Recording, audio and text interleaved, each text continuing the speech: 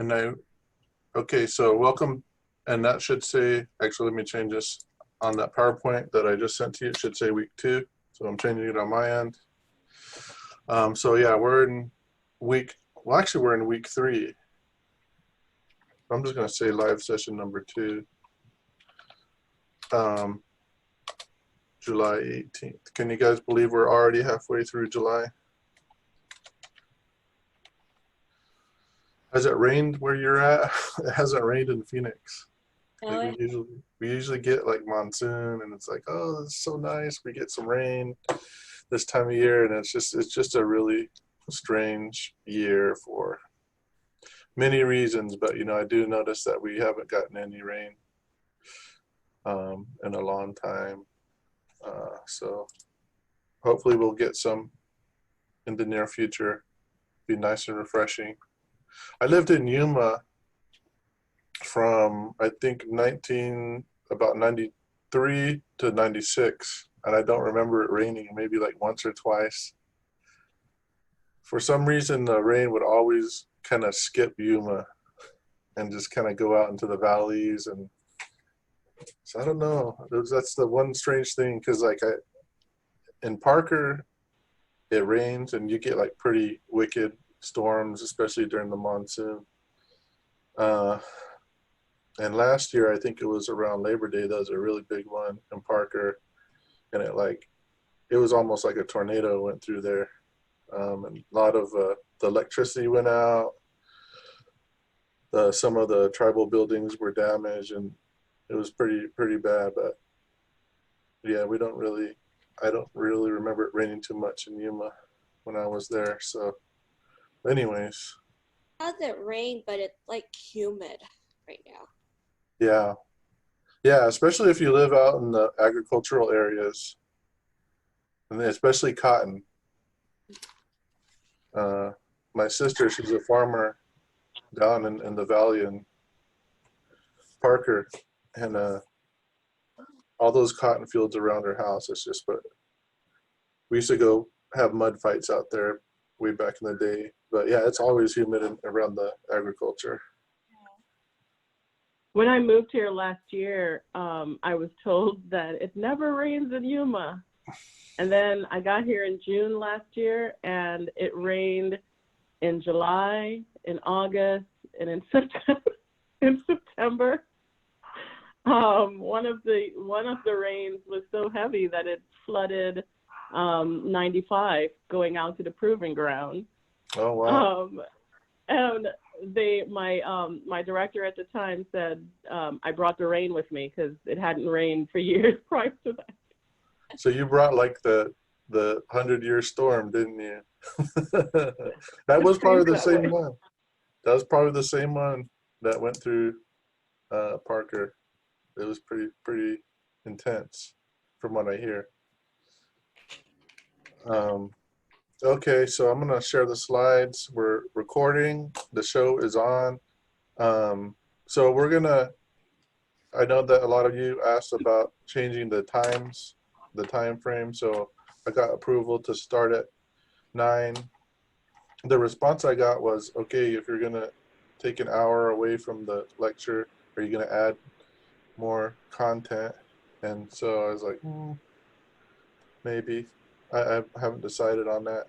You guys have plenty to do. I realize that. And so we're gonna say that we're going to 12, but if we end earlier, because I wouldn't want to say, let's do 9 to 11.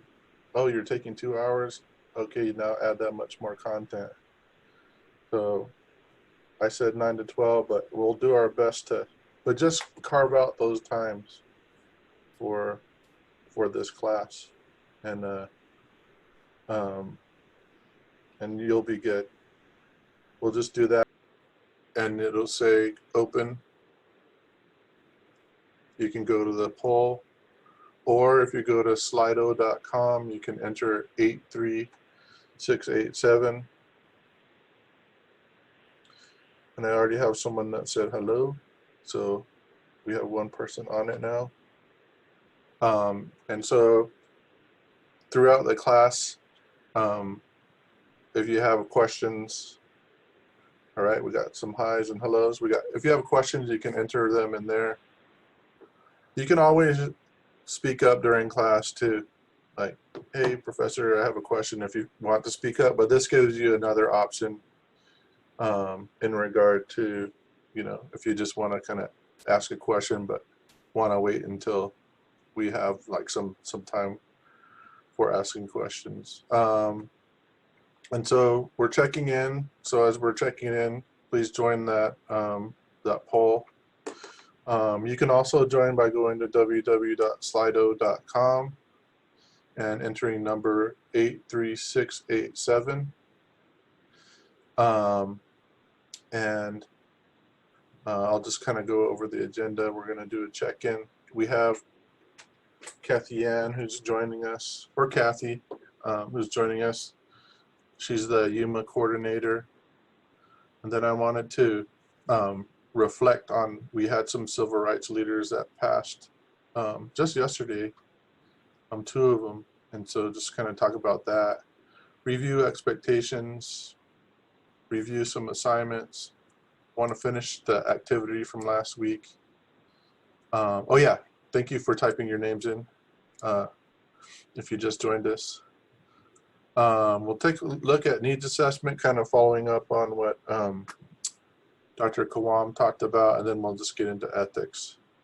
There's a lot of content. I don't expect us to get through all of it, but we'll kind of brush on it. I feel like you guys are pretty solid in your ethics since you're fresh out of BSW studies. And so we'll take a look at, how it applies in the macro setting, which really ethics are a macro tool if you really think about it. So, but before we move on, I'm going to do a poll question. So we have you on the Slido. Here's, poll question 1. Okay. So the question is, so what are self-care practices that you use to promote your own wellness? This is a word cloud, so use 1 to 3 words. And so if you're on the app, you got to click on the poll column.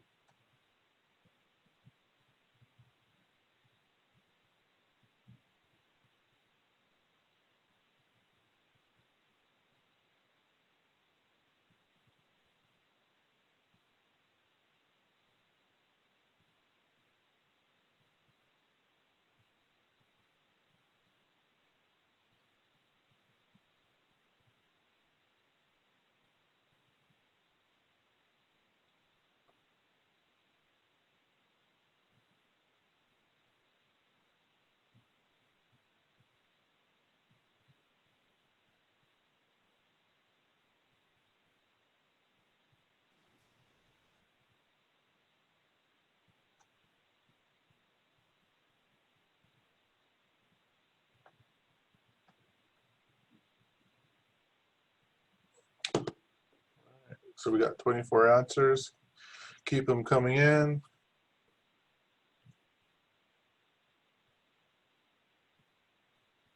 So music, people like to use music in order to promote self-care, to sort of like get away, I guess, or kind of go to, or even concentrate too, right? Does anybody use music for like studying? Sometimes I'll play some music. Some of you are like, no. They do have some music that if you go on YouTube and you put like study music, like if you feel like you need a little bit of stimulation while you're typing or something. I can't do it when I'm reading, but when I'm typing, sometimes I'll put on, like, I'll just YouTube and put on study music. So Netflix, yes, gotta have the Netflix. Especially now, when it's probably safer to stay home than to go out and then watch a movie, right? So that's our alternative. Sleep, yes, sleep's important. I used to pull all-nighters as an undergrad, But when I became a grad student, I realized that I just couldn't function. Maybe it's because I was older. So I would try to get at least, if I felt like I had to sleep, then I would sleep. I like to think that I would sleep and I would think about, try to focus on what my paper topic was. And when I wake up, I'd have some ideas in my mind and I'd type them all out. I don't know if that's actually good sleep, but that's how I did it. It is. I find it that it's harder to focus as you get older.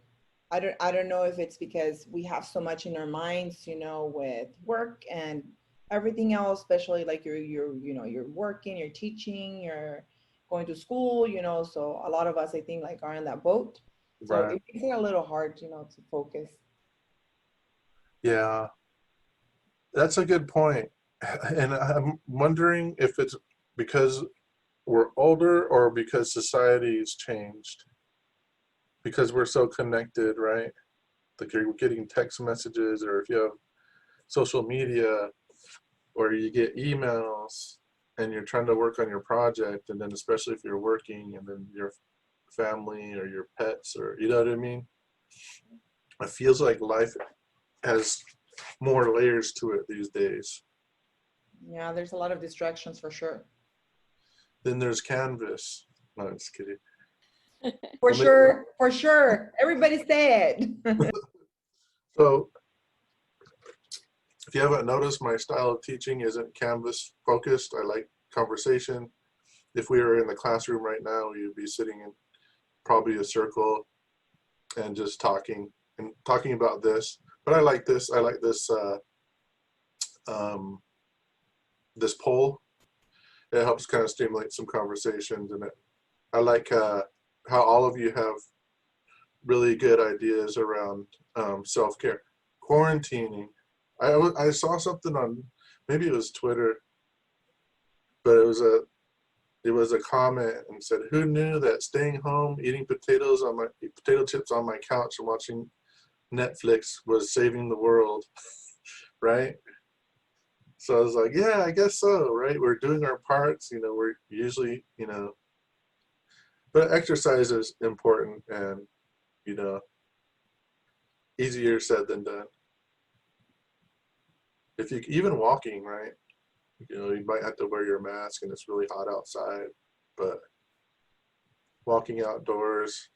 If you have, uh, actually, I was driving yesterday and I was listening to some of Dr. Kawam's lectures on Canvas. So that was nice. You know, I wasn't watching her slides, but just kind of hearing her talk and things like that. And I said, okay, so I'm going to use this time to do that rather than kind of listen to music while I was driving. So anyways, okay, good. Really good ideas. And I'm glad that you all think about the self-care. It's really important.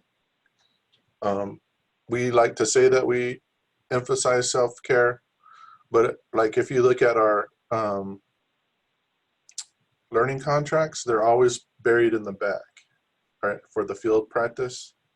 It's like, oh yeah, we're all about self-care. But then you get through the whole contract and then you're, okay, and then, oh, it's at the end. Why don't we put it at the beginning? But anyways, nobody listens to me here. Okay. So this is all anonymous. This question is I believe it's you have to choose one. What do you call that? Multiple choice.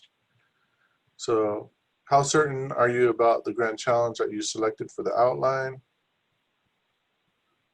So, okay, looks good. We have a good majority that are all in. We have some that haven't looked at it into them enough. We have some that are pretty certain. Okay, great. I like to see that the majority are all in. And there is some overlap with the grand challenges. I've had some questions on about like specific populations or specific areas of practice that where there's touch points with the grand challenges and specific areas of practice. So we'll talk a little bit more about that. And okay, good. So we're pretty certain. So if you have questions, please reach out to me. And if you haven't looked into them enough, definitely reach out to me. And so we can talk through it. I'll pretty much be here for the rest of the day if you have time, if you want to, because yeah, the outline's due tomorrow. So I'll set aside the time today to do that with you all. So let's go ahead and go back to the slides. Okay, so I want to go ahead and turn it over to Kathy so she can introduce herself. So Kathy, I'll turn it over to you. Okay. Hi, everybody. Great to see you guys again. I know we met briefly in Brett's class. I'm looking forward to the fall. This is a little bit about me on the bio. Most of my career has been in the military community. So I've done military social work for quite some time. I was active duty for a while, and I'm married to a soldier. I have a daughter that is in Germany right now with her father, and they're hopefully quarantine, if it acts correctly for the state that they're in. They'll be coming back to the States soon. The military had put a stop on travel, so they got kind of stuck in Germany.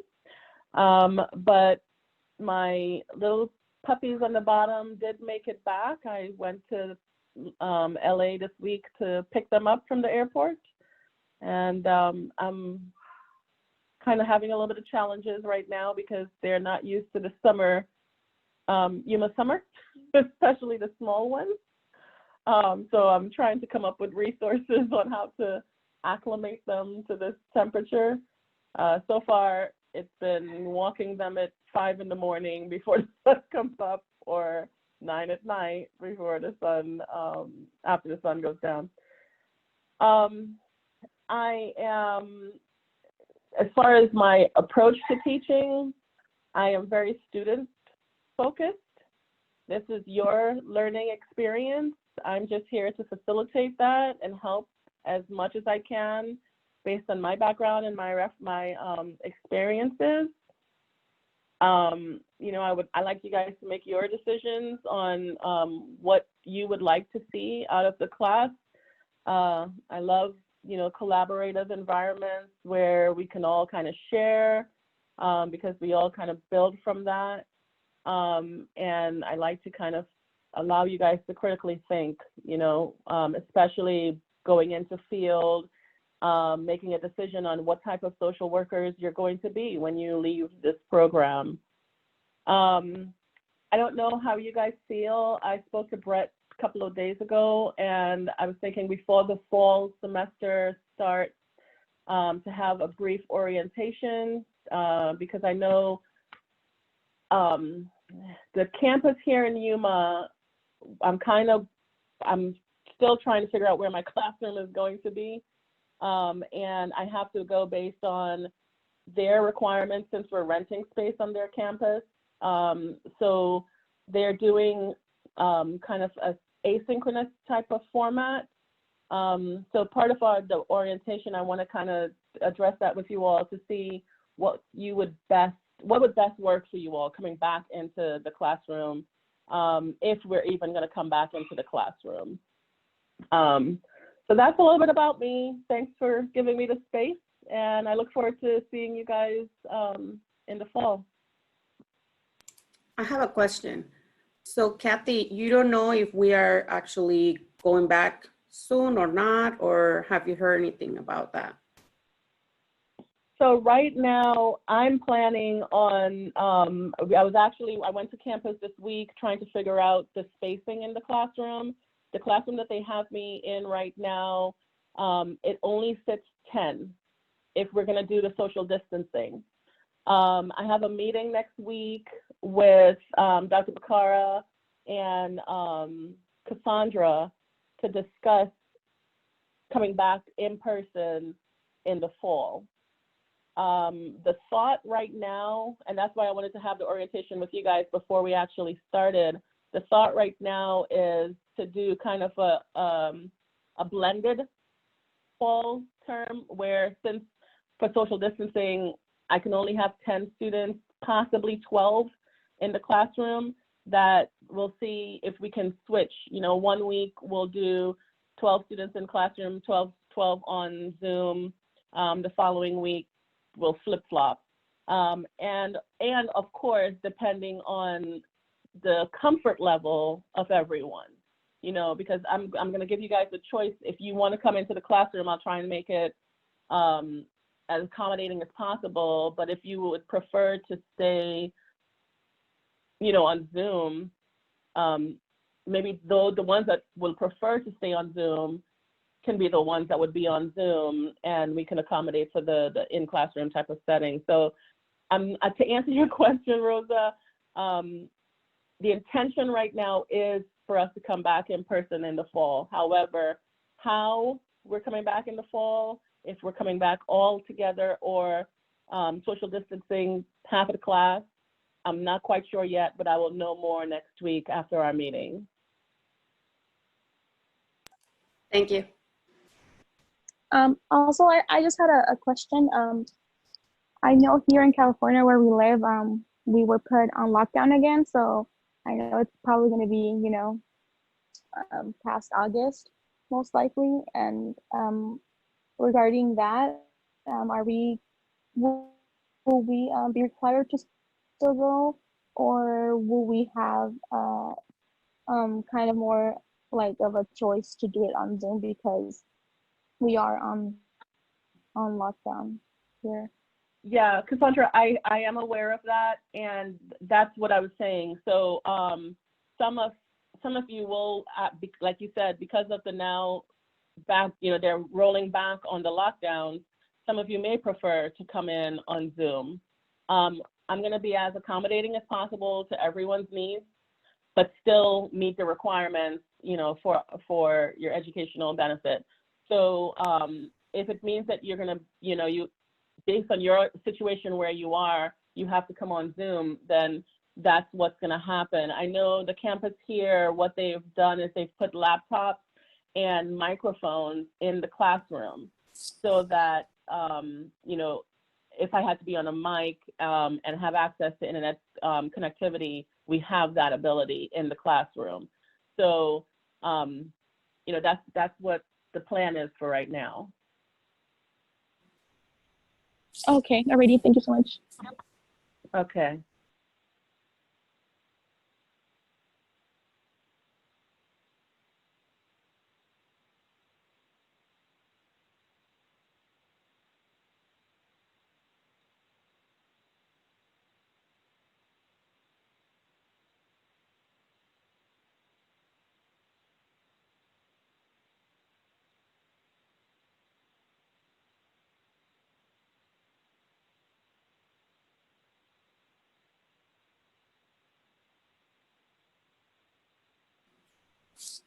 Professor, I think your microphone is muted.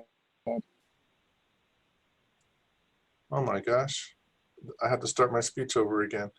So no, ASU is doing a thing called ASU Sync. So it's kind of a hybrid between in-person and Zoom. And it works probably better for undergrad classes where they meet twice a week versus grad classes where you meet once a week. And then this particular group is big. So a classroom of 10 that could only fit 10, it wouldn't work to do rotating or alternating. But I think one of the key points is if you feel more comfortable joining via Zoom or remotely, you have that option. So we can definitely pass this question along to Brett and then the folks here at the school here in Phoenix. It's definitely important to have your questions answered and sooner rather than later. But I can tell you that we're still waiting to hear back because we're monitoring the situation in the Phoenix area because the numbers keep going up. They're not flattening or going down. And I suspect that's the same down in your areas as well. And I think it was Cassandra said that there is a lockdown. So you will have options. And so we'll be flexible with that. And hopefully by spring, there will be a vaccine or a cure that can, because you all definitely were expecting in person and we want to acknowledge that. Okay, so if you have any other questions like around the classes and things, please put them in the Q&A. And also if you review the questions, you can put, if you like the question that somebody asked, you can put a thumbs up.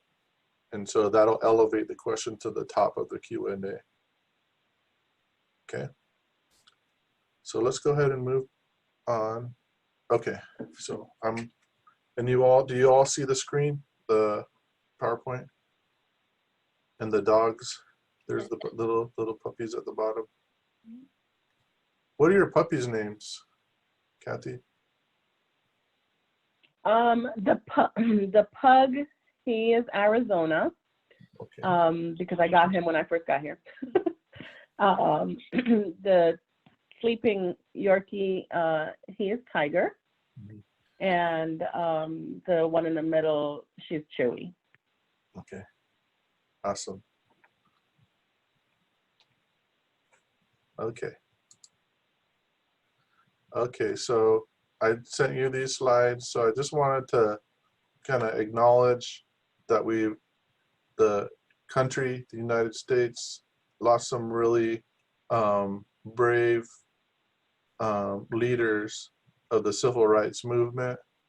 If you haven't learned about either of them, I suggest that you, on these slides, you can click on this article, and then the article's link is down here as well. But John Lewis was one of the leaders alongside Dr. Martin Luther King Jr. And he was young. I think he was the youngest civil rights leader at the time in the early 60s when they first started doing the nationwide and widespread civil rights change efforts. So he just passed away yesterday. And also Reverend Vivian, who was actually doing sit-ins and things like that in the mid-50s. So he was really kind of I guess, a pioneer or someone that was leading the way before even Martin Luther King was getting started. So the very two prominent civil rights activists passed away yesterday. So I just wanted to acknowledge that. So I do encourage you to learn more about them. And like I said, the links are on the slide. But I wanted to share this YouTube video. So this is from the Democratic National Convention in 2012. And this is John Lewis, who later became a representative in the House of Representatives in the state of Georgia. So I'm going to go ahead and play this for a few minutes. Hopefully we don't have ads here. There we go. Can you hear it? Okay, thanks.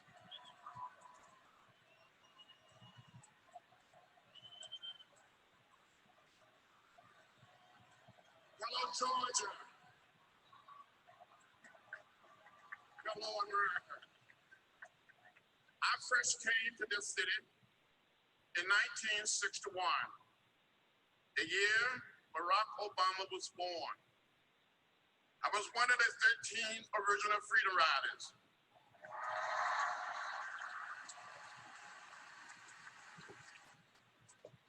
When on a bus ride from Washington to New Orleans, trying to test a recent Supreme Court ruling that banned racial discrimination on buses crossing state line.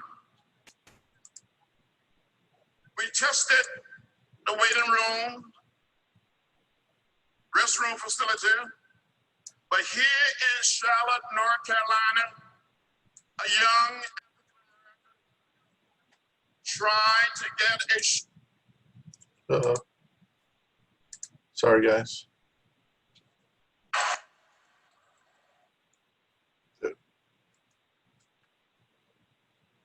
Not sure what happened there.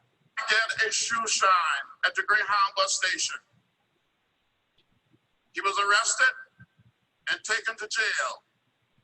On that same day, we traveled to Rock Hill, South Carolina, about 25 miles from here. With my seatmate, Albert Bigelow, and I tried to enter a white waiting room, we were met by an angry mob that beat us and left us lying in a pool of blood. Some police officers came up and asked us whether we wanted to press charges. We said no. We come in peace, love, and nonviolence.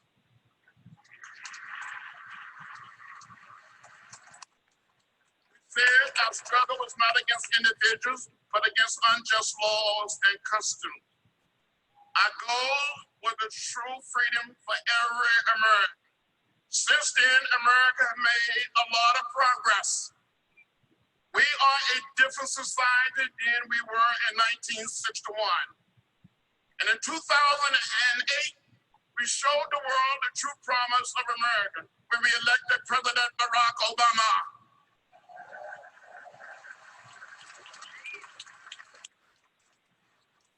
A few years ago, a man from Rock Hill, inspired by President Obama's election, decided to come forward.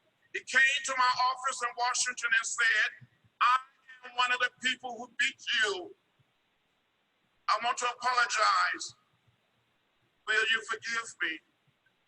I said, I accept your apology. He started crying. He gave me a hug. I hugged him back, and we both started crying. This man and I don't want to go back. We don't want to go back.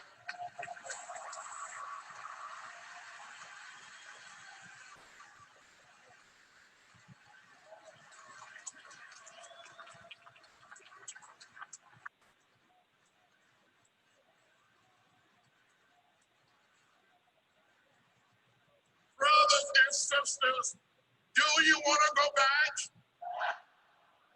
Or do you want to keep moving forward? Dear friends, your vote is precious, almost sacred. It is the most powerful non-violent tool we have to create a more perfect union. Not too long ago, people stood in a movable line. They had to pass a so-called literacy test, pay a poll tax. On one occasion, a man was asked to count the number of bubbles in a bar of soap. On another occasion, one was asked to count the jelly beans in a jar, all to keep them from casting their ballot. Today, it is unbelievable that there are Republican officials are trying to stop some people from voting. They're changing the rules,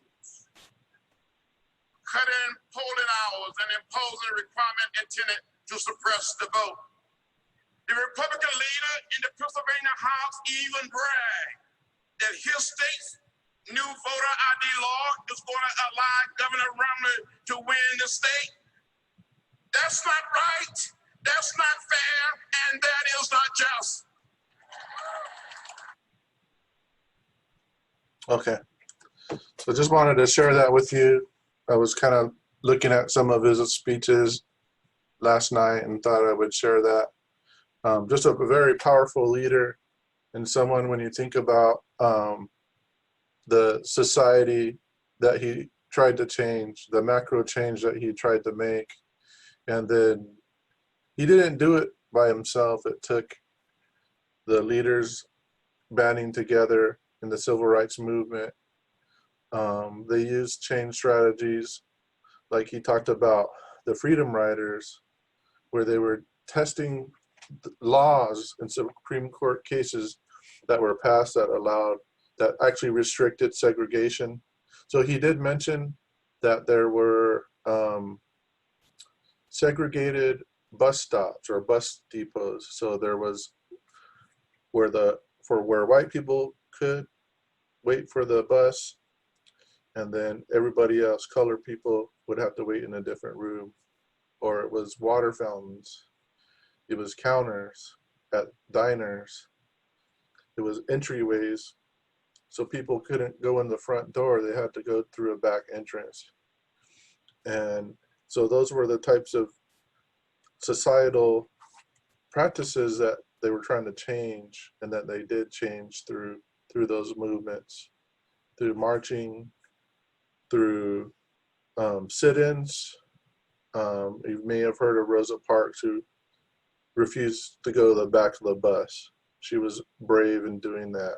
You know, he mentioned that there was violence, but one thing that struck me was that the civil rights leaders always believed in nonviolence and peaceful protests to make change. And so just thinking about that, and then thinking about how the protests now have changed, the strategies and tactics have changed quite a bit, where we're seeing more public destruction of public property and those types of things. And but also the leadership seems, you know, if you think about the president's, his slogan is "Make America Great Again."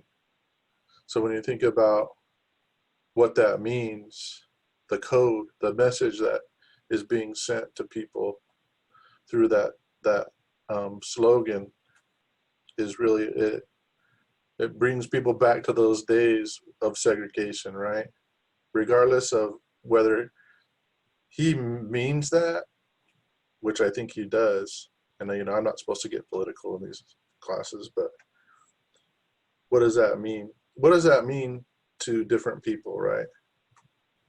What does that mean to people from disadvantaged backgrounds, people that grew up in segregated communities and societies, right? So those are, like, you know, things that we need to think about. But also, let's take a look at their tactics, peaceful, nonviolent, right? And the bravery that took, and sort of take those things that they did and learn from them. So just wanted to touch upon that. We lost a couple of great leaders yesterday on the same day. Any thoughts, comments, or questions?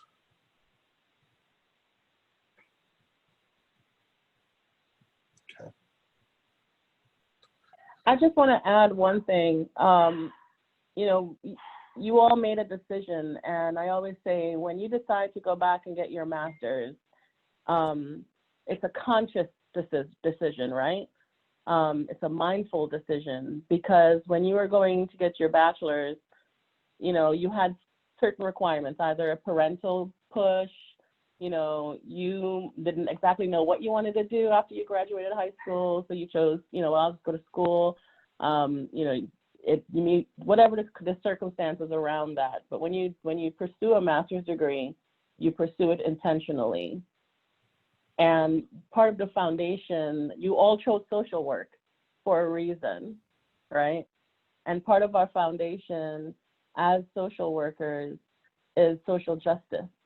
You know, that is part of our embedded foundation for our program. And as social workers, it is very, very important that we kind of uphold the social justice movement.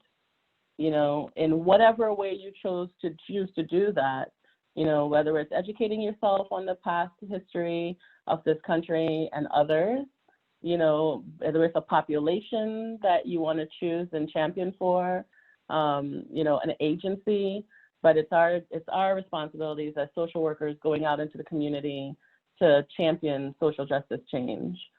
So, you know, we're losing a lot of foundational icons in this community, and we really need to, as social workers, step up and get involved. I agree with you, Kathy. Just a quick comment, you know, it's very true. When we started our bachelor's program, you know, we were passionate about learning how to help people. But now within the, you know, once we make the choice, it's more like on us now as students, as adults, wanting to become, you know, social workers in the masters.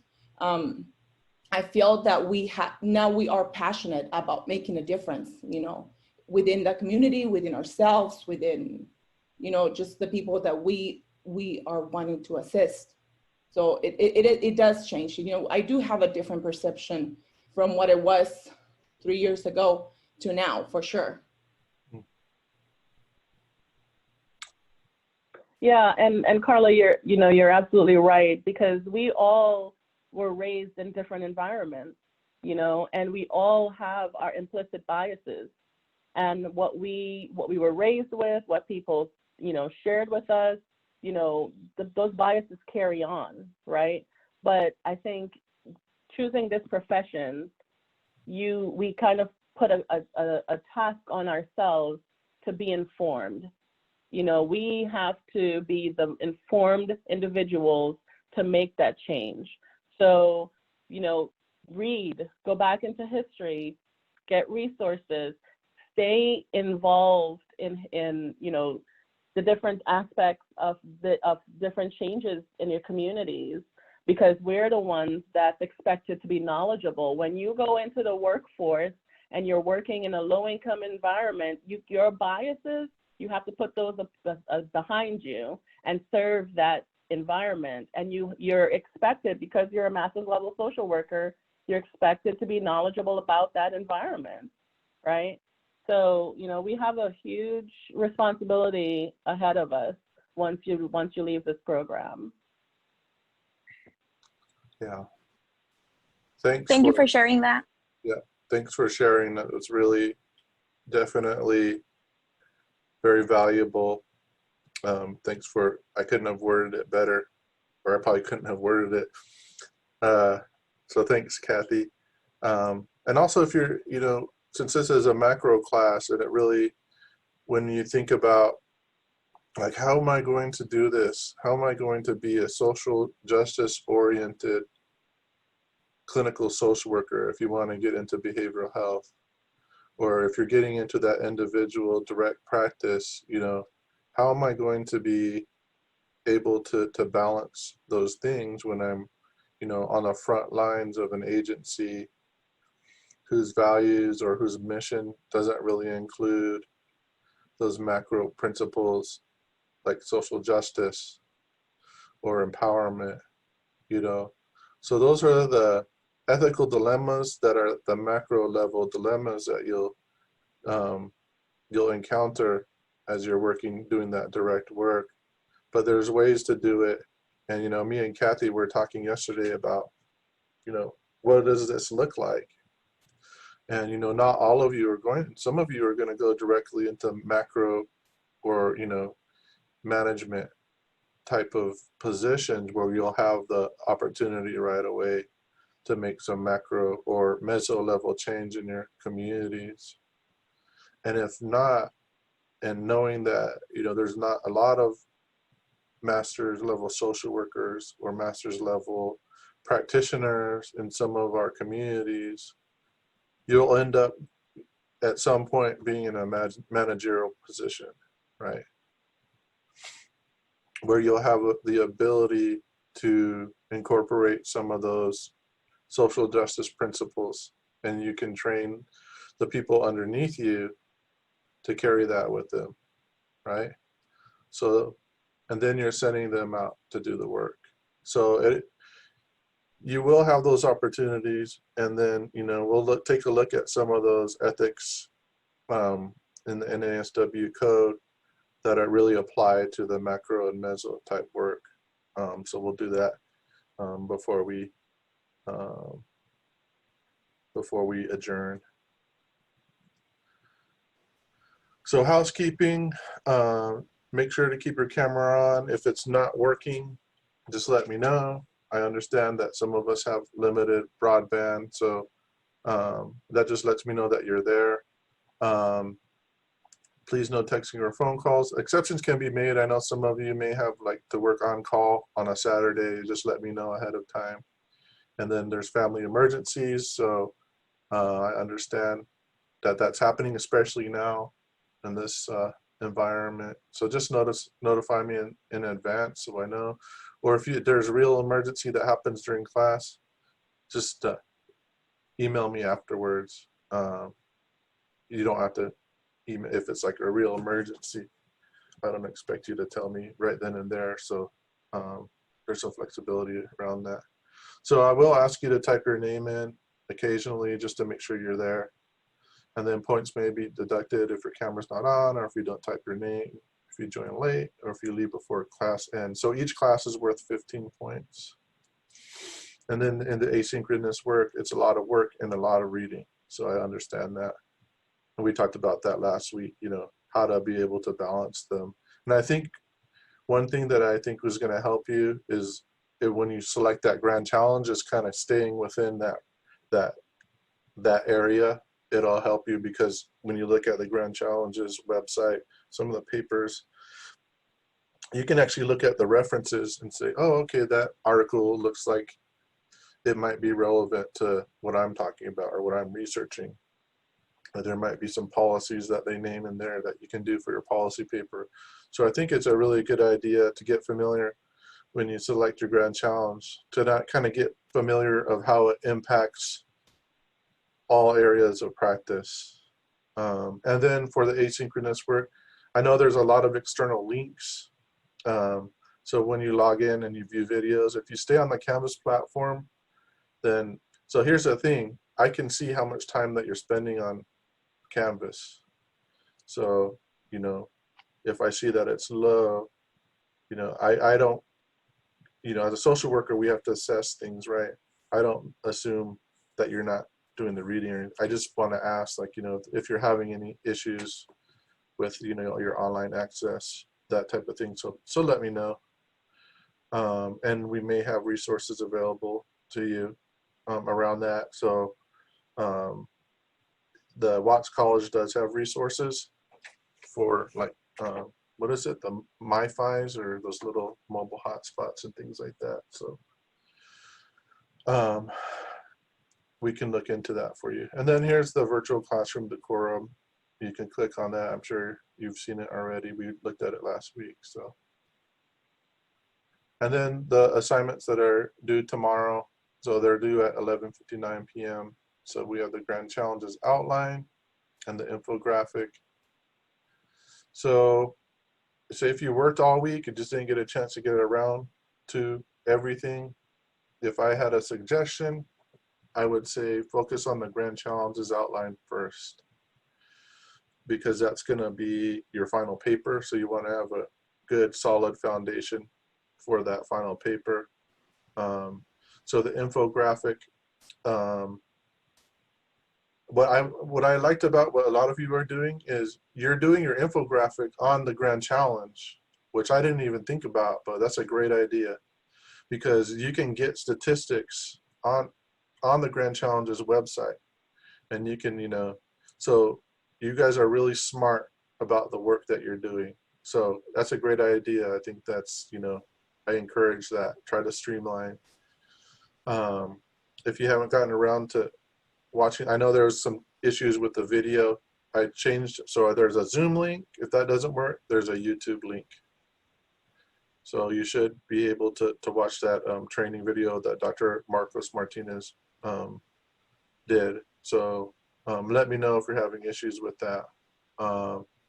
And also, if I would encourage you just to look at what your classmates have done already if they posted it, so you can see, oh, okay, this is what they're doing. So, you know, those are my suggestions if you haven't gotten started. I had a quick question, Professor. Yeah. The outline is a flip grid, correct? Is a what? Is a flip grid? No. Okay. It's on Word. You just type it out. I can go over it. Do you guys want to go over it, or? So it's.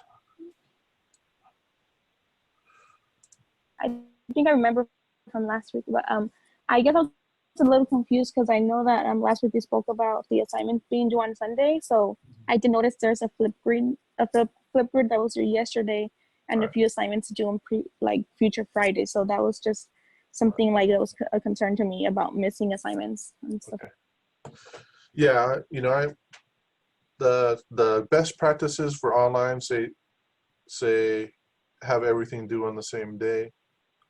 The best practices for your sanity is probably to so what I'm going to do is for flip grids, they'll be due on Fridays. So you can turn those in Friday evening.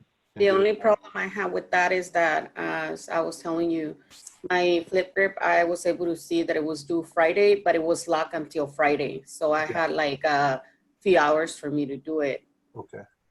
Yeah, that was a glitch on my part, and I apologize. So if you guys had issues with it, I have a suggestion. If you see the flip grid and you see the kind of code at the end, you don't have to wait till he unlocks it. You just go to your Flipgrid app and put that code in, and you have access to it. Yeah, that's why I think some of you suggested me putting the code in there, and I apologize for that. I don't know. I accidentally put not available until what I meant to put that date in the due date. For some reason, I put it in the not, so it wasn't even like showing up. So I really apologize for that. I'll take responsibility for that. So we are going to have access to do it earlier, right? Yeah. Okay, awesome. Thank you. Yeah. And so all the flip grids for the future are going to be due on Friday. Are those the only ones that are going to be pushed before? So for Fridays? Yeah. And everything else is going to be due on Sunday, like. Yeah, just like the papers and other assignments. The final paper. So what I'm going to give you until the last Wednesday. And actually, let's go ahead and pull up I was actually looking at this because I confuse myself sometimes. Okay, so can I still get in the flip grid even if I didn't get it? Because I remember last week we talked about all assignments, including flip grids, are going to be due on Sunday. So maybe that was a confusion on my part. Oh, no, I'm sorry if I said that.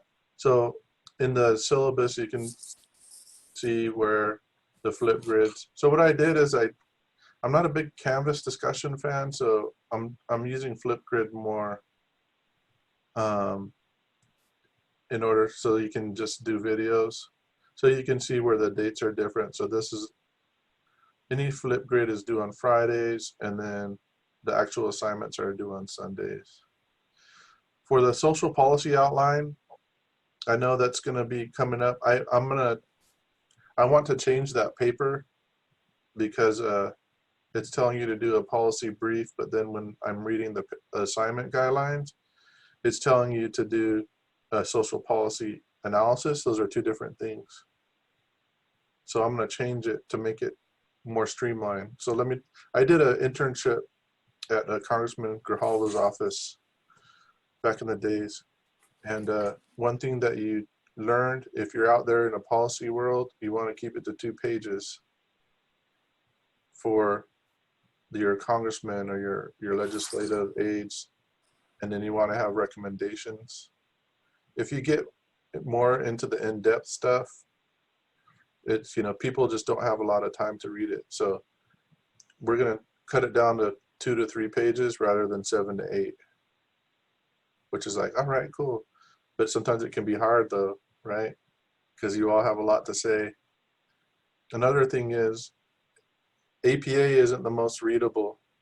So if you were doing an internship on the Hill and you gave it to someone an APA policy brief, they'd be like, what is this? They use footnotes.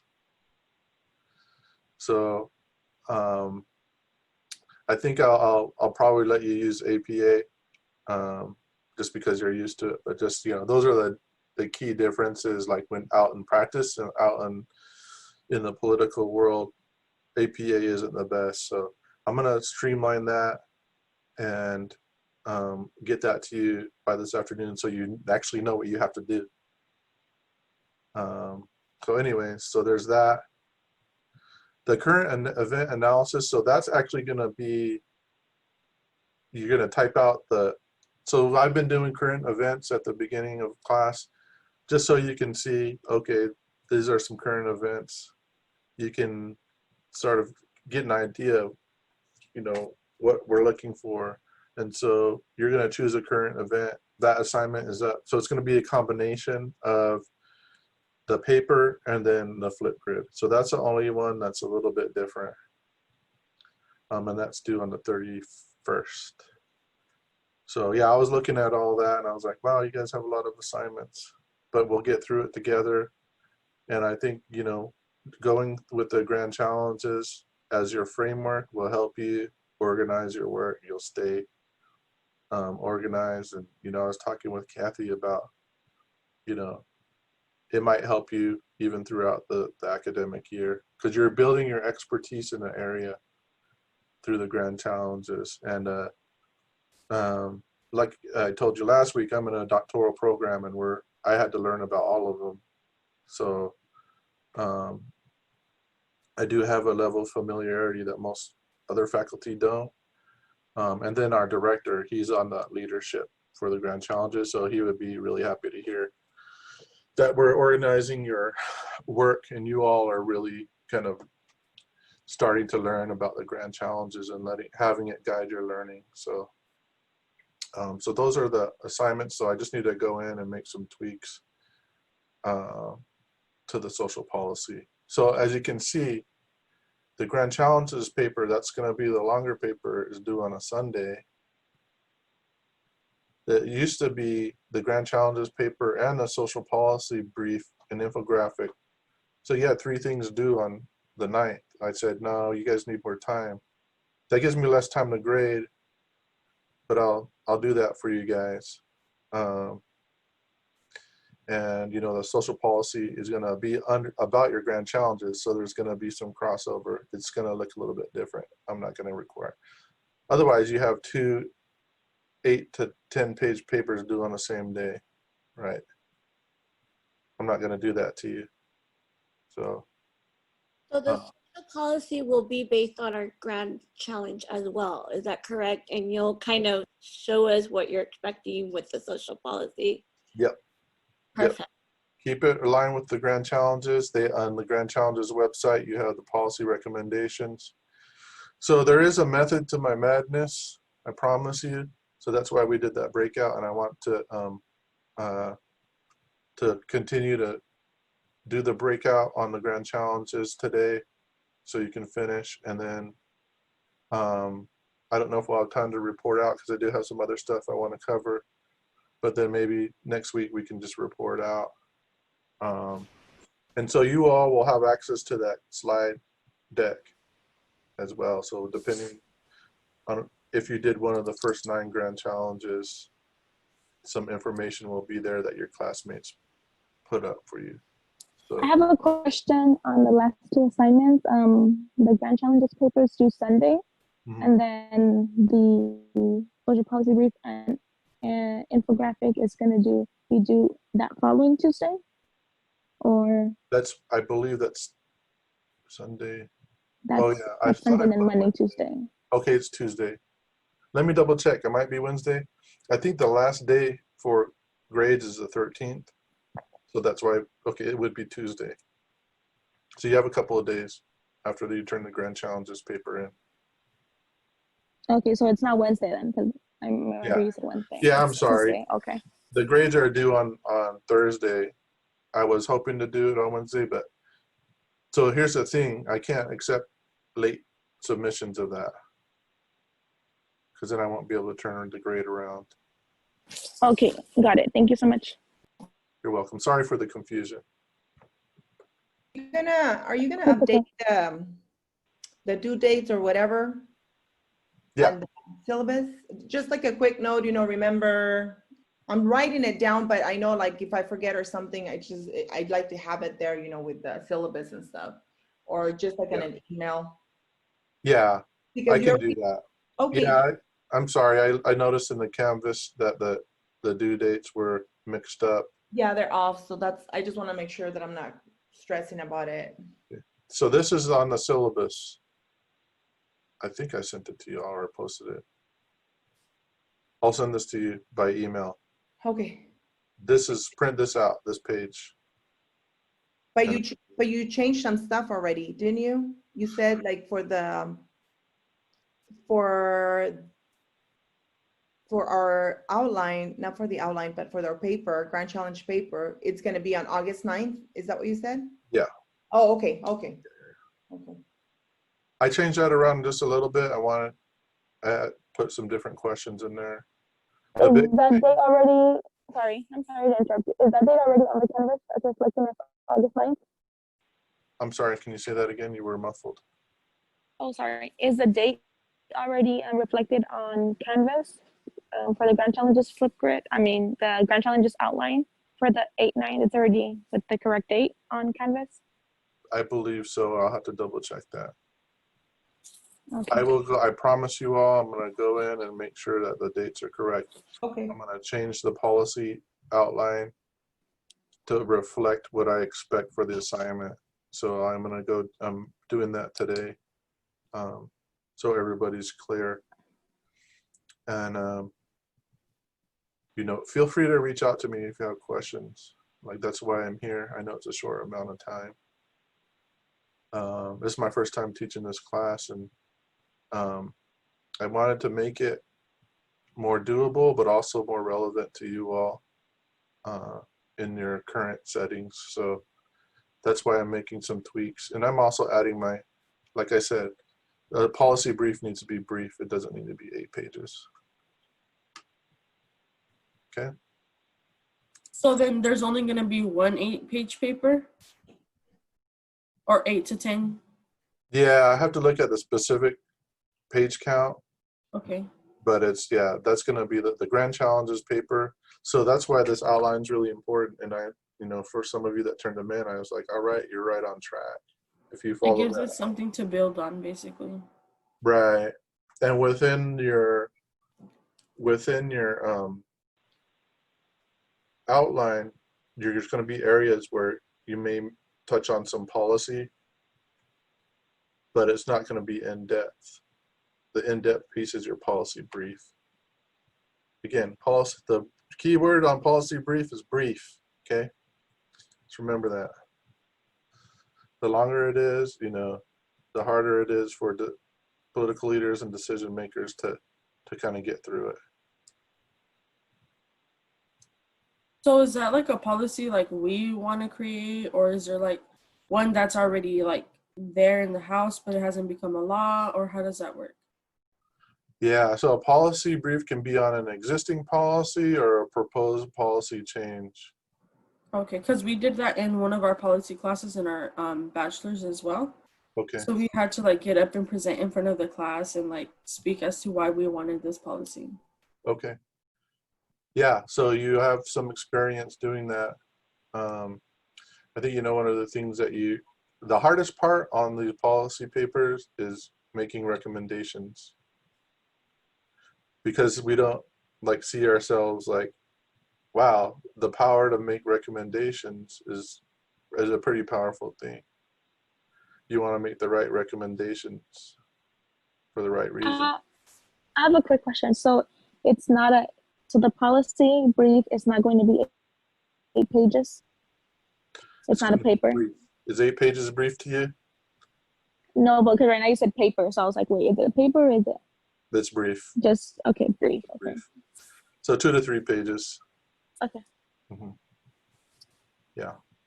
So I was looking at the guidance and I thought, yeah, I got to change that because so I'm going to do that this afternoon, and then I'll make sure all the assignments are up to date. Okay. So, Okay, thank you. so some current events. Let's see, what time is it? Let's go ahead and, here's what I want to do. In the chat, can you type out the room number or the grand challenge that you were working on last week in the grand challenge breakout? If you remember. And then what I'll do is we'll go on a break and then we'll move into that activity. So I'm gonna go ahead and organize you. If you don't remember the number, just type the grand challenge.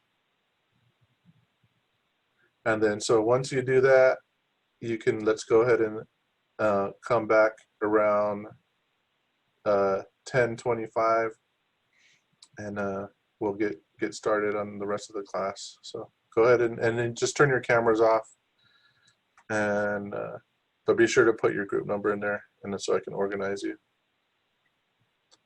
All right, we'll see you in 10 minutes.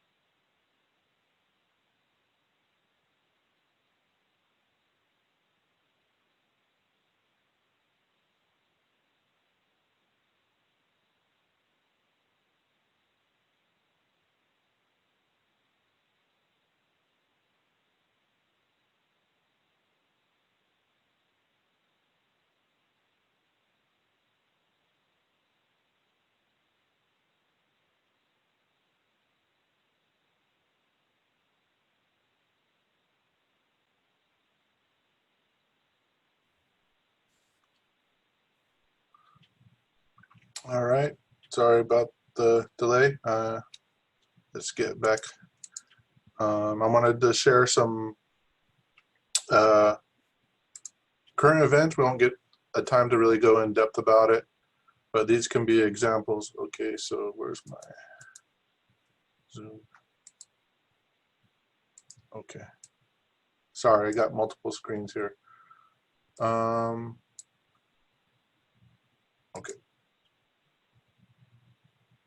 Okay. All right. So one current event that's happening, this was very recent, is that the city of Asheville, Carolina has voted to pay reparations to Black residents. And so you can see the definition of reparations up here in the upper right corner. So that's compensation for historical crimes and wrongdoings with the aim of remedying injustices and helping specific groups of people or populations to prosper. And it's been mostly experimented with in international settings. So each of these pictures here, I do screenshots and I add links. You can go to those websites and look at them some more. And this one actually looks at what has been done throughout the world. So like South Africa is an example of where they had the apartheid system and where they engaged in some reparations and truth and reconciliation type work. So it has been implemented in other countries, not the United States. And another current event that I put in here was the hospital data reporting system. So this is kind of interesting because it aligns with the needs assessment, right? When you're trying to find data to really find what is the need in the community or in a specific area. So the data reporting system has shifted. So hospitals were reporting directly to the Centers for Disease Control, which is basically the federal agency in charge of disease control. pandemics like we're experiencing now. And so it's shifted to the Department of Health and Human Services. So, some people are saying that the administration is trying to control the data more. And so the power of information is a very important thing to consider. People that hold information hold power. There's certain laws, so they call it insider trading. There's laws against, if you have certain information and you use it to profit, say that you buy stocks that's illegal. That's information power right there. And we'll learn more about this later on, because I want to talk about leadership and power in the upcoming weeks. So, that's something to look at. So this is an article on it right here. And this is the actual guidance that was sent to hospitals. So you can take a look at that. And this is it really lists out what they're asking for. So that's another current event. So we've already had some questions. Let's go ahead and move straight into the grand challenges. So I organized your groups. So this is from last week. We have the Google Slides. A lot of you got pretty far. So I'm gonna go ahead and let you try to finish up. Let's see. I changed because that mind map wasn't working, I put the link on the slide in the slideshow. Let me actually get the link for you. I didn't even think about that.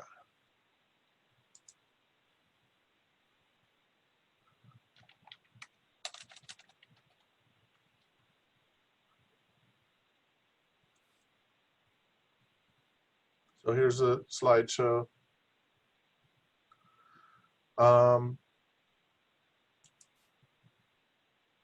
So the links here, I think you have to press, you can copy and paste it. I thought you could directly, okay. I don't know why that says MindMeister. Just copy and paste it into your browser.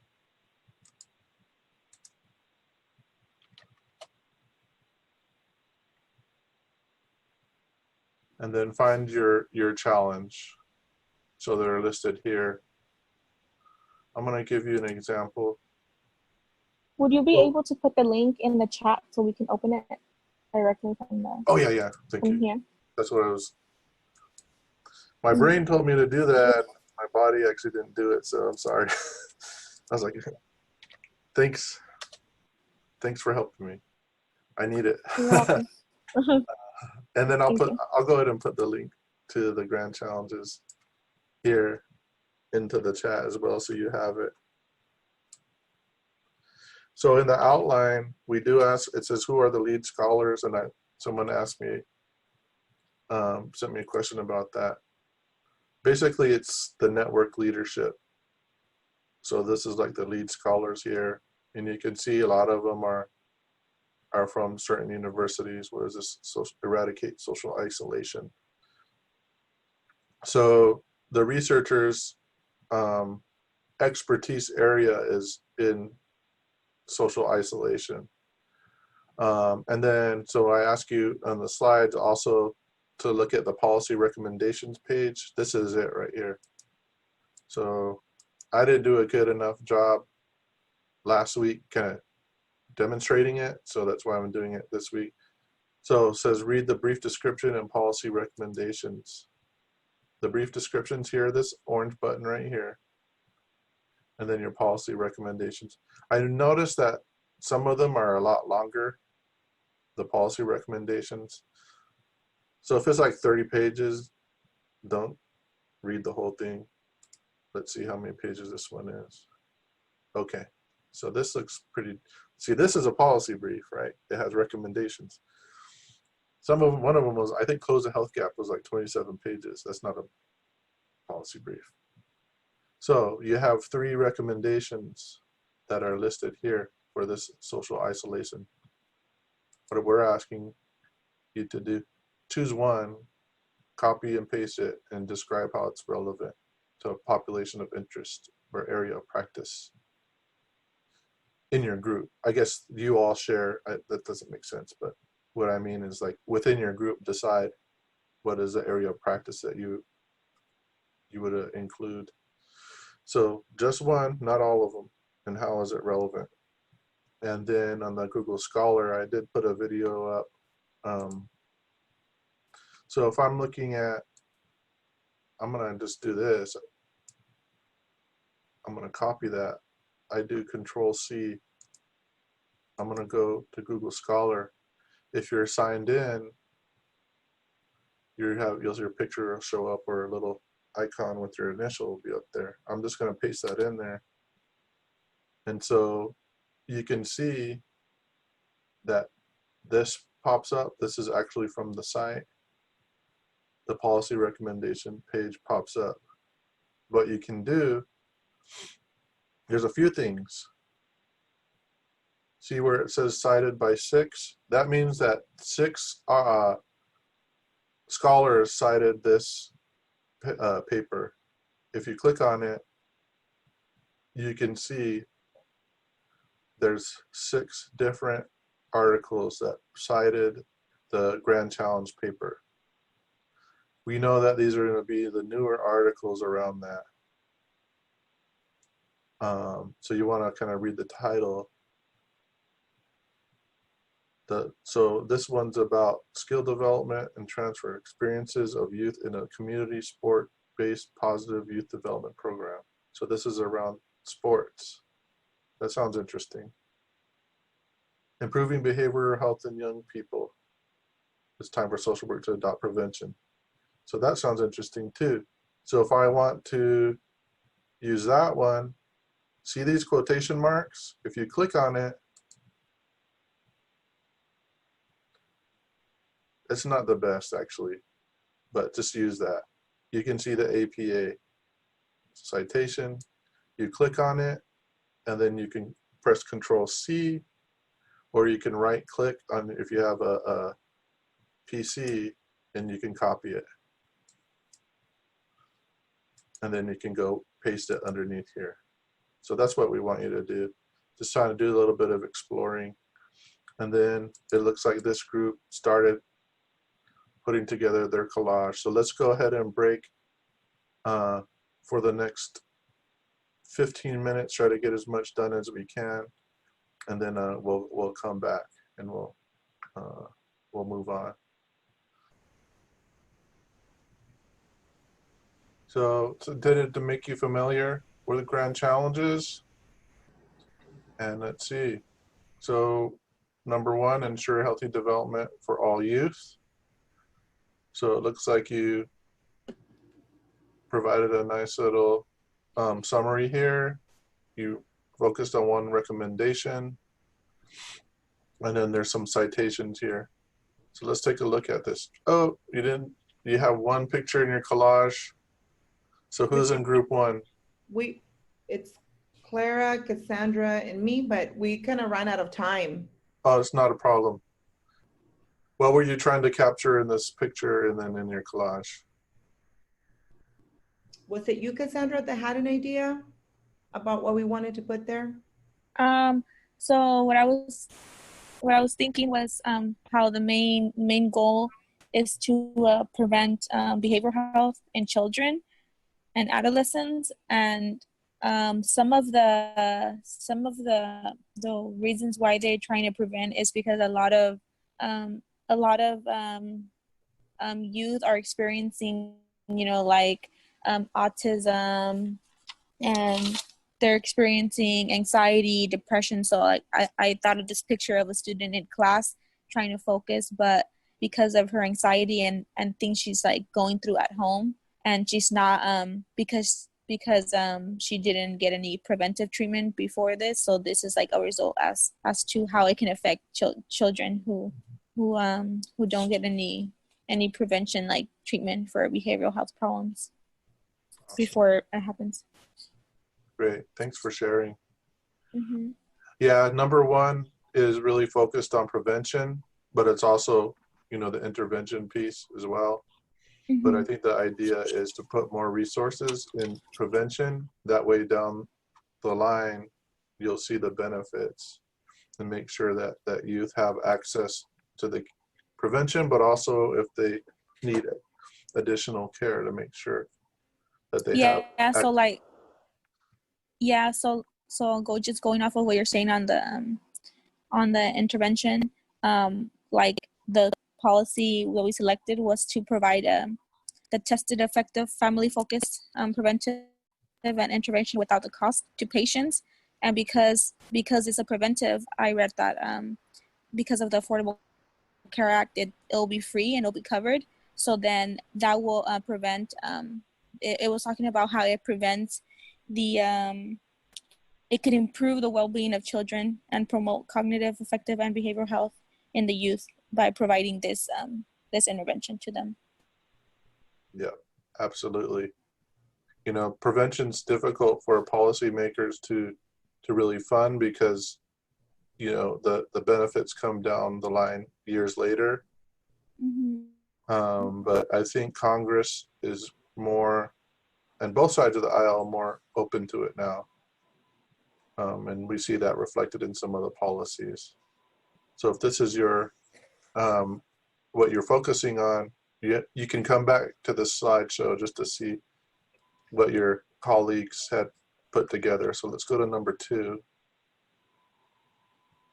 So this is close the health gap. So it's really focused on equal access, appropriate levels of care.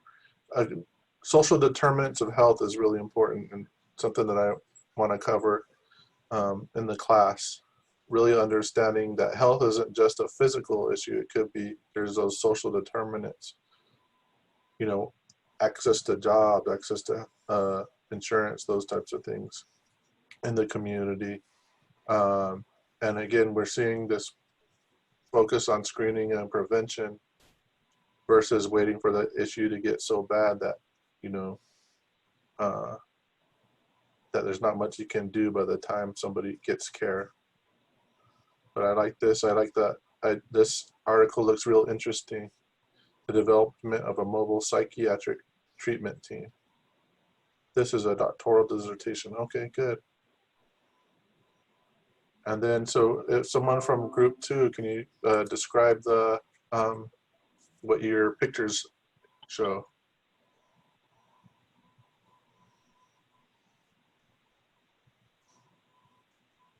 Anybody from group 2 on the call? Yeah, sorry. I was just checking why there was more pictures, but I guess maybe they didn't load on. Okay, sorry about that. It's okay. So basically I chose the one on the right because it talks about, I mean, it doesn't talk about anything, but to me it shows like the symbol of like medicine in the middle. I'm sure there's a name for that, but I don't know. And then the different like populations around it, like here we have a family, seems like a full family, like mom, dad, and 2 kids. Here we have a single mom, maybe, and her son or her daughter, I can't really tell. Then we have just a single guy. This lady, I don't know if she's like pregnant, but she's able to get to medical care, the elderly man, and then we have another family, and she seems like she's single as well. So it just showed to me like that everyone can have equal and fair access to healthcare. Sylvia suggested if you could like refresh the thing. I don't know if that would work. Yeah, let me actually go to this one. Here we go. Yeah, see, I was like, what? I don't know, Okay. it's an old link, yeah. Sorry about that. Okay. It's okay. And then the bottom 2, I mean, they're pretty self-explanatory, but there's people protesting or rallying for universal health care. And it's funny because we were just talking about, you know, protests and rallying for social change. So, and then the one on the left, bottom left is, you know, it's the same thing. But, and then Susie picked the one on the top, so I don't know if she wants to talk about that one. Or Louise. Well, I just picked that one is because you know, people when an accident happens, they always give money to the healthcare system, and like I don't know, it's just to me like it's like giving money to the world, I guess, but like who's it benefiting? Mhm. Yeah. Right. So in the United States, we have a system where healthcare is a commodity, meaning it's something to be bought and sold, whereas in other countries it's a right and it's universal. So that's a different, that's I can see how that picture symbolizes that. And so the Yeah. insurance companies have a lot of power, they have a lot of money, and they can resist the types of changes that the Obamacare was trying to put into place. Yeah. And I So- think it's important too, like if even if you don't have money to give, like you still deserve equal access to healthcare because you're a person. Right. So that, again, healthcare is a right, right? Yeah, it So shouldn't be a commodity, but that's what it is. Also, Chris, with their collage, one thing too with the healthcare development for all youth, there's a high percentage statistically of homeless youth. So making access for the homeless population as well to be able to access healthcare.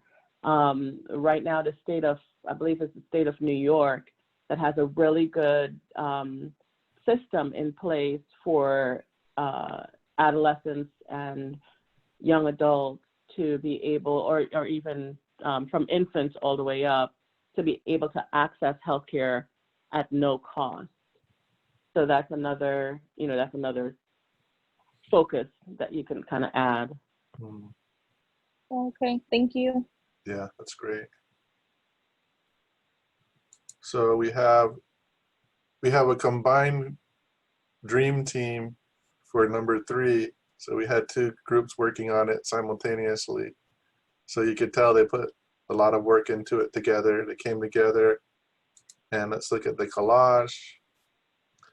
So out of all of you, is there someone that wants to talk about the collage? Well, I'll just talk about the pictures of like the family kind of arguing, or the parents kind of arguing. The reason that I put that one in the corner is because I feel like that's very important to notice, that not only when the parents are kind of going through the violence, that it also affects the child. And what we had talked about in our previous slide is the prevention of violence. So not only just talking about helping the parents, but also getting the child involved in, let's say, therapy to kind of help stop cycles before they just keep evolving. Good. So I think Gabrielle was the one that wanted to talk about Bloom 365. So Blue 365 is something we did.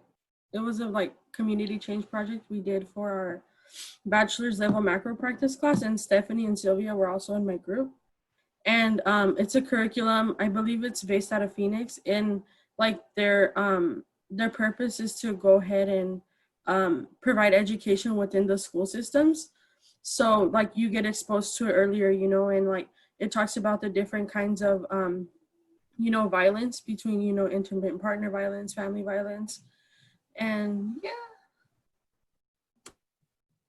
Good, great. And this is actually the older name. I think it's called Ensure Healthy Relationships to Prevent Violence or something like that. So they changed the name recently. So if you don't recognize it, and I think probably because there was confusion around what is family violence. And so in the original book, they talked about 2 types of family violence. One is the intimate partner violence, and then one is child maltreatment. So one of the things that I've learned about recently, when they call it family violence, it misses a key piece, which is the intimate partner violence maybe like the boyfriend girlfriend relationships. So they might not be a family at that point. They're still in a relationship. So in the field of intimate partner violence, there's in some of the laws, like the Violence Against Women Act, there's a thing called the boyfriend loophole, which is because of in the law, it defines an intimate partner as being somebody that's married to them. And it prevents people, the abusers, from buying guns after they have been convicted of domestic violence. What it doesn't do, the boyfriend loophole is if it's just a boyfriend and not a husband or a father of the child, that boyfriend doesn't have that restriction against them. So that's a policy thing that they're trying to close when they're trying to reenact the Violence Against Women Act right now. They passed it in the House. They haven't passed it in the Senate, where it's going to have to wait until the next election to see if it passes. So, Professor, can you go to the slide before this, please, before we move on? I'm sure. sorry. You're talking about how involving one of our things right here on the articles, if you guys can see it, we included involving men in efforts to end violence against women. We thought that was very important because a lot of the times you don't see the men involved in either ending the violence through, we can say, therapy or other types of interventions that, you know, usually tend to help the women. So we thought it was very important to add that in there, just because, you know, we don't see that a lot. We don't see men a lot in those types of interventions. And then, sorry, we can go back to the other one. I just wanted to brief a little bit on the Bloom 365. Like Gabrielle had said, that does come from Phoenix, and that just shows how underserved our Yuma population is, or just a bunch of rural communities, because we don't have that kind of curriculum that's inside of our schools. So we had to go and use something that was adopted out of a city. So I just wanted to highlight that. Yeah, for sure. I think, you know, not enough attention's been paid to, and there's not in rural communities, there's not a trust of large universities like ASU. It's not just the community, it's also our universities.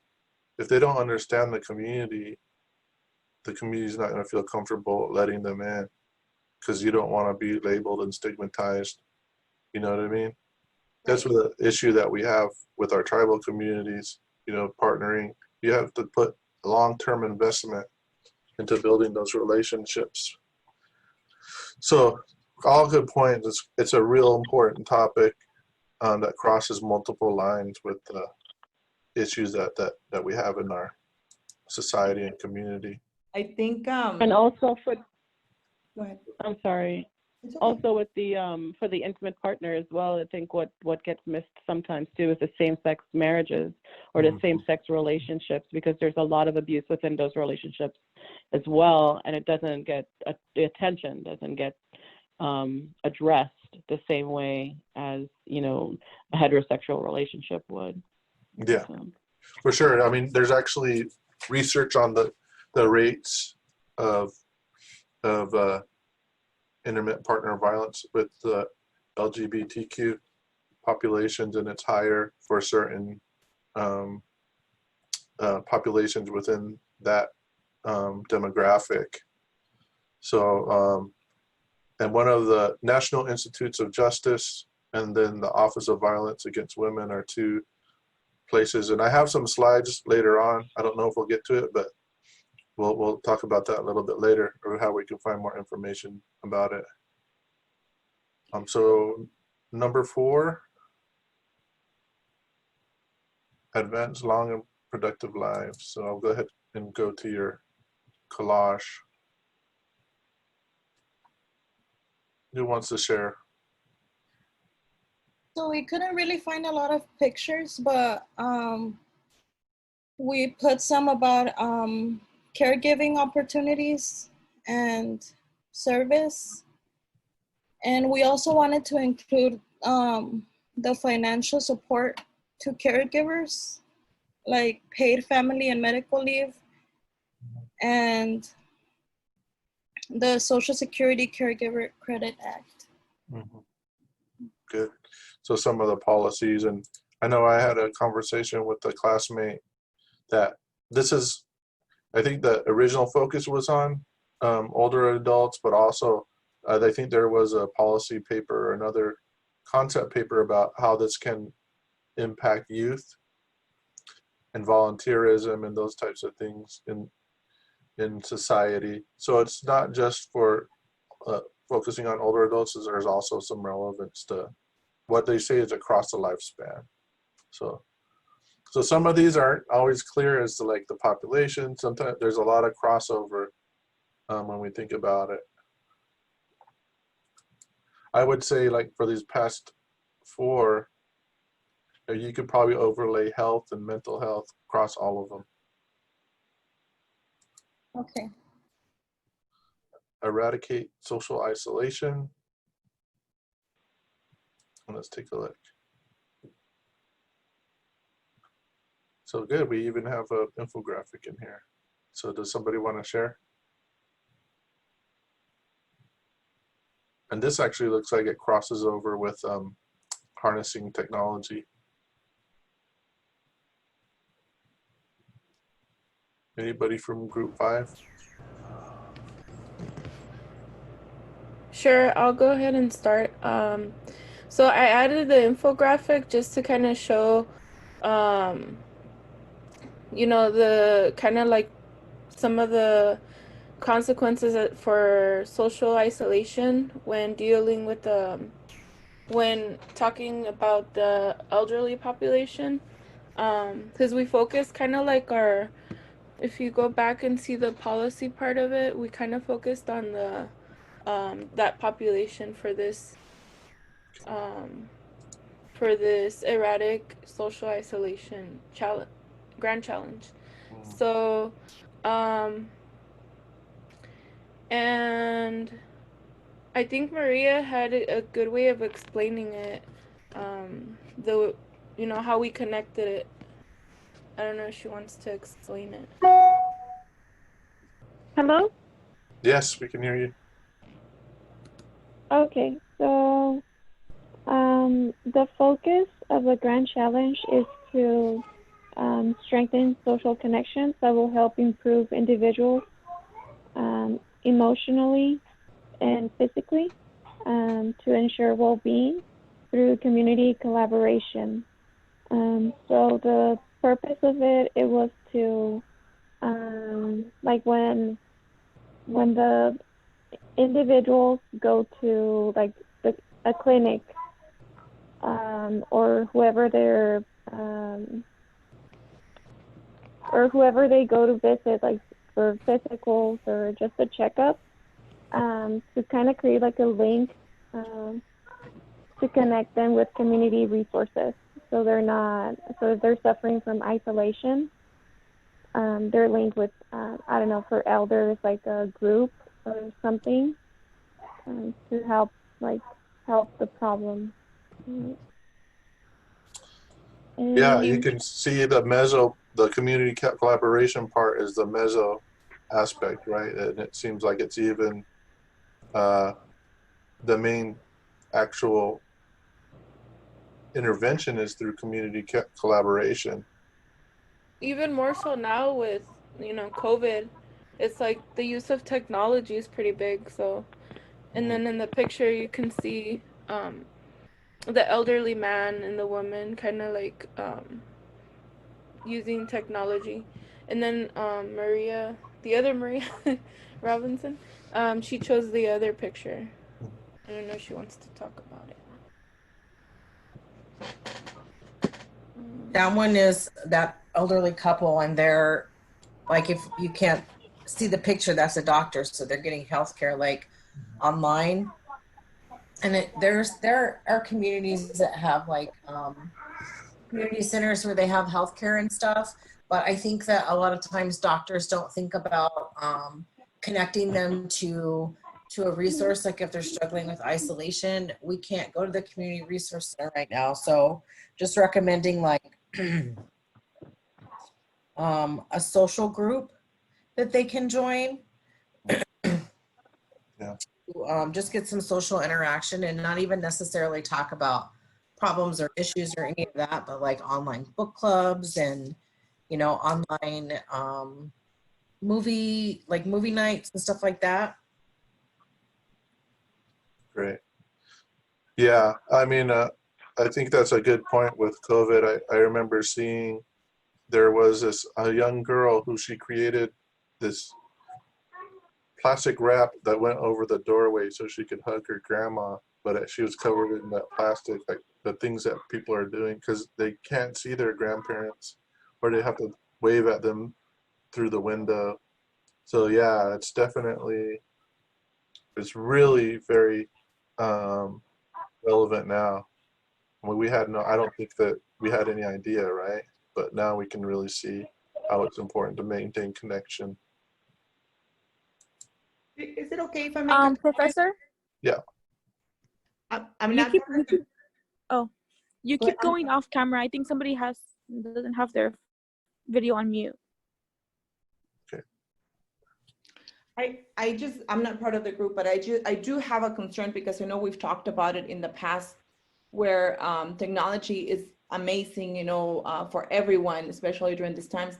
But my concern, it's especially because of the rural area where I live, there's a lot of these elder population that do not have access, to technology. So what do we do, to assist these families that have no idea how to they don't even have access to a computer or a laptop. So how do we deal with it? To me, that's just like a great concern because I've had to work with families that do not have access to any of that. And Right. One of the articles that we quoted up above, it mentioned that the challenges and accessibility. And we always think, because we're younger, we think of social media as like Facebook and Messenger and like Zoom and that stuff. But like there's phones and there's texting. And so like even group chats, like the old group chat rooms that you used to use, that's something that we get away from, that older people can easily access, and like it's easy for them to use. There's not a bunch of apps that they have to learn. Just even having group chats and getting together with like, your girlfriends that you're used to having coffee with every morning. You guys can do that still on the phone, and that's not things that we think about. Yeah, I mean, I think I agree. I feel like there's two things. There's the lack of access in the rural communities that you really, literally, you don't have anything. So when I think about this, on a macro level, like who has the funding, who has the money I feel like if somebody could create an intervention and partner with a business, partner with Verizon, say, hey, this is going on in our community. We're concerned about our elderly population. How can we develop a solution to that? And to get some funding, or even have them donate, whatever it is, hardware, those little mobile hotspots, or, you know what I mean? So I feel like it's just a matter of like raising that attention towards it, right? That movement, that social movement and awareness, and sort of getting people all on board to help, create solutions. So for rural areas, for the elderly, there are programs that is linked with, I think one of them is Jitterbug, the phone service that provides free cell phones for elderly. There is no cost to the elderly person, as long as they show the need. So it keeps them connected, and it has, the emergency option on the phone. It has it's like a small data plan, but it also gives them access, in places that they may not have the ability to have access to. So there are some, services out there that can provide that technology gap or barrier for some of the communities. Also, if you know that this elder qualifies for Social Security, they have a program that gives them access to getting a smartphone. They used to call it Obama phones. I don't know if anyone's heard that before, but now they call it Trump phones. I don't know what the actual program is, but if they qualify for Social Security, they most of the time will qualify for that phone, which gives them access to a smartphone, to unlimited call and text, or sometimes it's plateaued at maybe 1,000 texts, but also it gives them access to internet, which is the data that comes with the phone. So a lot of the times it's just looking for that, program out there because it's out there.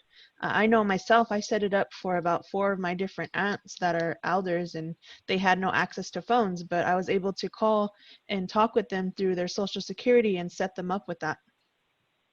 And even in areas where cell phone service is not reliable, if you get any kind of benefit like food stamps or AFDC or Social Security,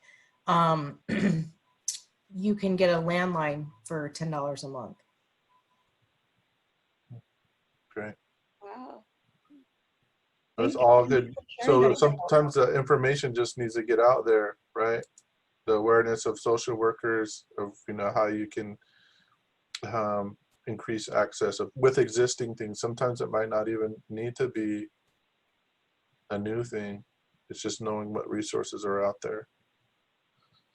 Yeah, and I think that's one of the great things in our field. We're generalists in our fields, right? So being able to access all of these resources with almost like a wealth of knowledge, because when you are assigned a case that a physician or whatever agency you're working with may not know what those resources are, we as social workers, almost like we have a tool bag that we just, that we can dig in because we make ourselves resourceful to understand and know where all of our resources are to help our community.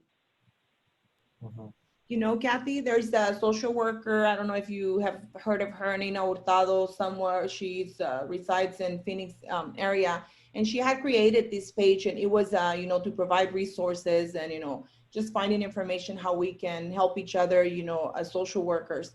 So I think that's a great idea that you bring that up because, we can always build something like that, even just like right now that we have that ASU chat, that we have where we conversate about just stuff about what's going on and, how to help each other.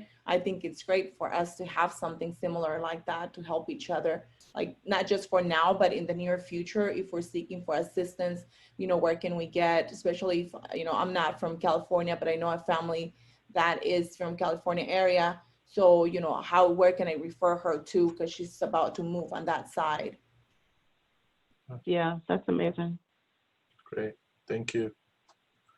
So in homelessness, I know we had some passionate people in this group last week. They were really talking about this issue at the local level. So does anybody want to share? Well, first off, you can see they provided 3 resources around articles. So if you're looking at this grand challenge, they did some head work for you. And so let's take a look at the collage. Anybody want to share? Is it okay if I start, Janet? Okay, so the first picture we picked was the one that says home and then crossed off the list.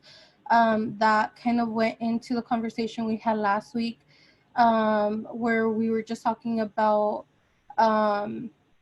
when talking about homelessness, at least a lot of meetings I've gone to, like with the homeless task force and things like that, they keep on talking about like, let's create committees to do this and let's create committees to provide this.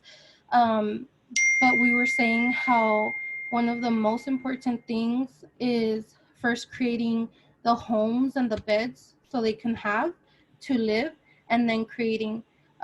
So with that, we picked that first picture because the first thing to getting rid of homelessness is providing a home for them. And then I know Jeanette talked about last week housing situations, and I don't know if you want to share on that. I'll go ahead. Hi guys. As we converse, me and Leah, regarding the homelessness issue, I I did my internship at the housing authority, and I just pointed out just how long the waiting list is for housing. I believe it's like 4 years Hmm. and growing, and just how much the need for that very vital resource, and just the waiting list, and how the system is more such as I kind of view it like a temporary alleviation rather than a long term, because right now if you enroll and you get housing and you exceed the income limit, they essentially kick you out of the system and you have to look for another place to live. So my reasoning for this little the housing with the house with the cardboard house, I don't know if it's just my imagination, but I interpret it as like many homeless people who are living in the streets have no resource but to use cardboard as their bedding in their house. So that's why I chose that picture, because of the cardboard representing the house. Yeah. And to finish that, the affordable housing, and then the little diagram that says the cost of ending homelessness, we just added that because I don't have the exact statistic, but I know the price goes up. So there's a lot of how there. I remember reading an article a long time ago that there's so many houses that are empty. It's just that the price of them people can't afford. So it's not that we don't have housing, it's the price of affordable housing. And then here we can see how the income is used with the cost of ending homelessness. You can't really see it, I'm sorry, but here you can see where like the money goes to, and how one of the least funded things is housing. So that those are our pictures. Thank you. See if I can zoom in a little bit. Yeah, and I put in the chat box. I'm on the board of directors for Native American Connections. And we actually build housing. We're the only agency in Phoenix that does that. And it's not just for Native Americans, for all groups. But it's really, even in a big city like Phoenix, to have just one agency doing it, it's really a shame that there's not more out there. We just opened one up like 2 blocks from here. Really nice facility. It filled up in like a week. And I think there's maybe 50 to 60 units. So it filled up really quick. So there's a lot of need out there. And with the Governor Ducey, he may lift the moratorium on evictions. We may see an influx of homelessness in the next week or so. So we're really need to pay attention to that. And Professor, is it like is it like apartments, like an apartment unit? yeah, I put a link in the chat box. You can see some. So there's actually 2. There's affordable housing and there's permanent supportive housing. That's for people with long-term issues, either with substance abuse or mental health issues, or long-term chronic homelessness. And it's a harm reduction model called housing. I think it's called Housing First that they use. So it's when you house them first, before you don't require them to go to treatment first. You house them first, then you encourage them. And so that's kind of how that model works. Does that include victims of domestic? It could, but it's not specifically targeted towards victims of domestic violence. But yeah, I'm pretty sure we have quite a few of our residents that have experienced that. I think something that I really think about is like we're required to do the point in time count for one of our classes in our bachelor's program.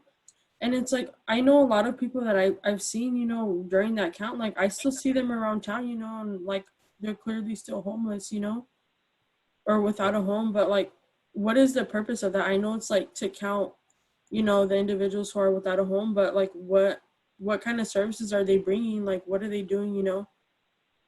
So, well, at least for the Imperial Valley, what they do with that is the homeless task force. I think it's the name's changed. they use that data, and with that data, that's how they get the funds to the services they provide then the upcoming year. And then like when you guys are talking about like getting them inside in a home, you know, before getting them into treatment, like another problem is like with housing. I was also an intern at the housing authority. Like you can't get housing, you know, if you use a substance, or like it's clear that you use one, you know, or you know you're in possession. If you are and they catch you, you know, like you will lose your housing forever. Yeah, and that actually change came down with the Obama administration. What they did is that HUD, the Housing and Urban Development Department, basically they ended funding for transitional housing, and transitional is usually when you're transitioning out of residential treatment. But what they did is they allowed agencies to implement the housing first. It's called a harm reduction model. And the idea is that, you know, housing is a first priority, and then, you know, you're working with them and you're encouraging them to get treatment. But it's not required to get housing. You know, that's a different approach. It's definitely the politicians and the funders would have some, you know, hesitation about it. But it's definitely, you know, we have to wait and see how it works, if it really does make a dent. But that's kind of like right now, that's the model that's being used and funded. Actually, Gabrielle, I was curious about the same thing, and we did our point in time count with Achieve, and I called Achieve because I had those same questions before, and they told me that that they have housing available, but it's up to the individual to want to commit to their like going to sessions with their therapist. So they will help them with everything as long as they commit to working with the therapist. But she said also that on those sheets that we filled out, that more than half of them, the people didn't want help, that they wanted to stay homeless and not seek the services. But she said that the lady said that they did a lot of recruitment to go and get help for the individuals that were homeless, and they ended up getting about 6 or 7 people. So they did do a dent in that, and I thought that was awesome to hear. And I was just curious one day, I called them up and they answered all my questions. I'm gonna put a link in here to the Housing First model on endhomelessness.org. Okay, so let's go to changes to social responses to the changing environment. Well, I do like how you talked about specific issues that are going on in the community here. I was reading that. That's good. Oh, and I also want to point out, so Felicia Mitchell, Shannon Dora, and Stephanie, they're professors here at ASU. So if you're interested, they can be accessible to you if you want to talk to them about this particular grand challenge.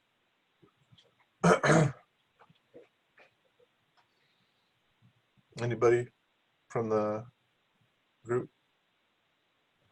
I'll go first. So I did sorry about the mess in the background. I did the 2 pictures on the left, on the right side, I'm sorry, and about the importance. No, I'm sorry. Okay. Well, like, be quick. And about the importance to reuse, to recycle, and the small little changes that we can do to help the climate change. So I think they were very meaningful. So I just input those ones in there. Yeah. To help our environment. Yeah, no, I like that, and I like how, you know, linking the how the pesticides, and that I guess there's a river that's overflowing with waste. Yeah, with that, I kind of wanted to focus on that because one of the recommendations was to kind of research what is happening within the community and then kind of go from there to implement different interventions, which is kind of what Dr. Kawan was talking about during her lecture. So as I was reading through the Grand Challenge, that's kind of the focus point that I had. Like, what are some concerns that I'm aware of right now that are happening both in Yuma County and Imperial Valley? Right. So, yeah. And then we look at, because we're along the Colorado River, Mhm. the impact of that and the drought and the water, you know. So the river used to run all the way to the Gulf of California. And so now it doesn't. It gets really small by the time it gets to San Luis. You could probably walk across it, I think. I haven't been down there in a long time. But, you know, that's a concern as well, the sustainability of the way that water is used. And guess what? And here in Phoenix, we have a lot of golf courses, and we use the Colorado River water.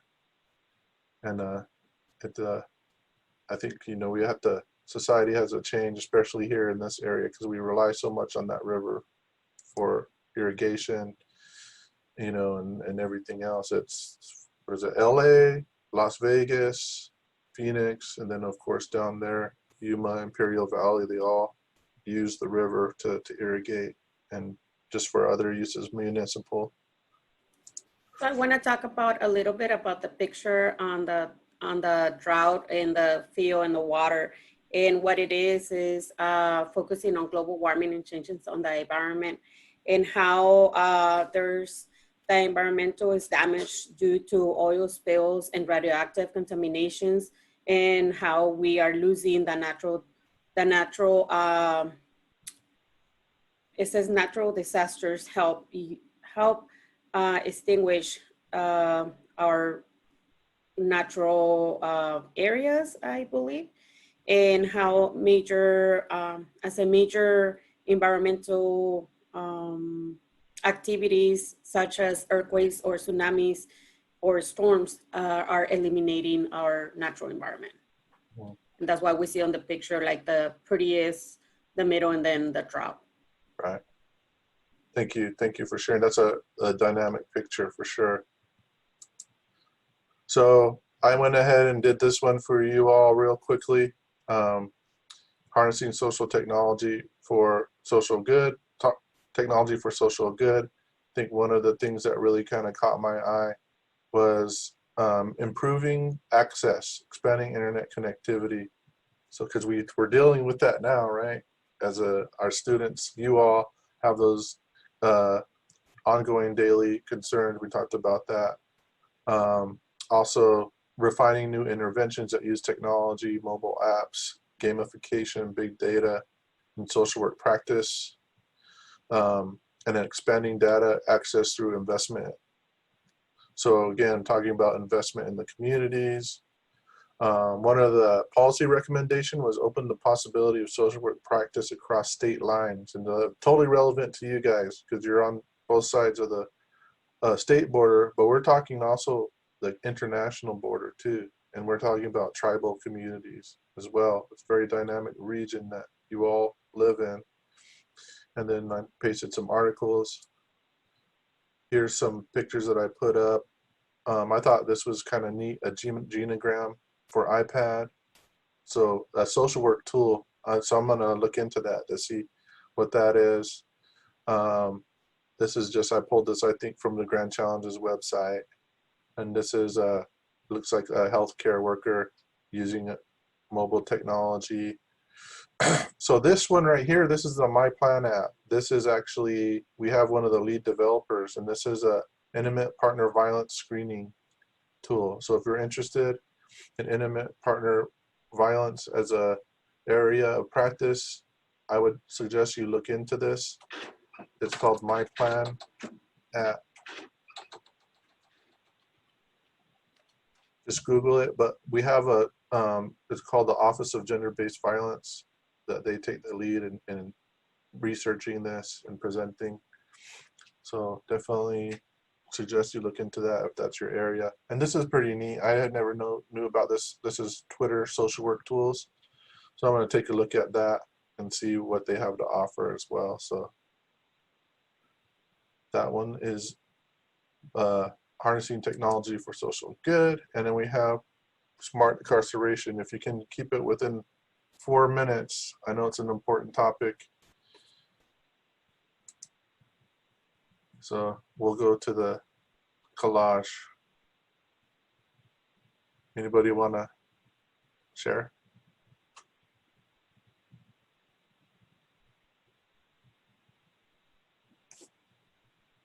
I'll share it. Professor Sharp. You know, on our collage. I shows the picture where you see the flag and a bunch of people in the back.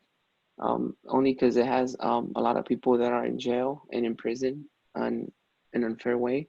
Because not unfairly, but I'm saying like not for any major reason. So that's what that represents. A lot of people that are there, and you can see a bunch of little faces there. That's what I chose that picture. And specifically, I chose the other picture right there where it says the Grand Challenge. It's just explaining what a Grand Challenge was about, and I chose the one in the sheriff as like a meaning saying stop before getting incarcerated, because there's people in there for little reasons like robbery versus other people that are in there for sexual assaults and stuff like that. So those are the reasons that I chose those pictures. Great, thank you. So real, and you bring up a good point. All these people. So the United States incarcerates more people than any other country in the world, and it's the way that the system's set up. And I think I forget what the statistic is where, the United States makes up 5% of the world's population, but it makes up like 50% of the people incarcerated. It's some really crazy statistic like that. I mean, it just really, we got to take a look at the system.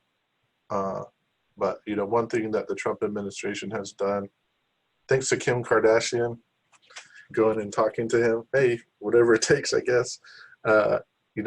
He supported some of the changes. So when they say smart incarceration is not just, there's going to be people that are dangerous that that have to stay, but there may be people that committed lesser offenses, people that are experiencing addiction and those types of things, that if they can get help or commit to it, when you get out of prison and you can't get a job, what are you going to do? You're going to turn back to your old ways, right? So really rethinking how the systems in the community are set up to actually send people back, right? And it's expensive. It's much more expensive to put somebody behind bars than it is to treat them and to hire them and to give them opportunities to be self-sufficient. So you guys did a great job, and I wanted to get through this because of the assignment that's due tomorrow, so you guys get a better idea.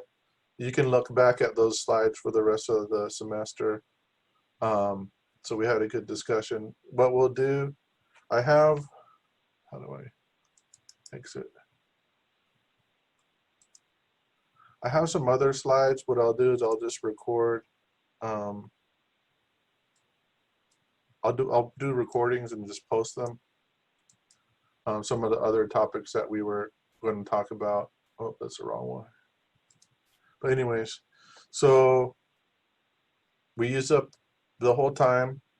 And thanks for putting in all the work that you did, because I think it's important for us to, if we're going to use the grand challenges as the framework for the class, it's important that we can do the research. And what I like to do is have you all do it together, so you're all kind of learning that group-based type learning.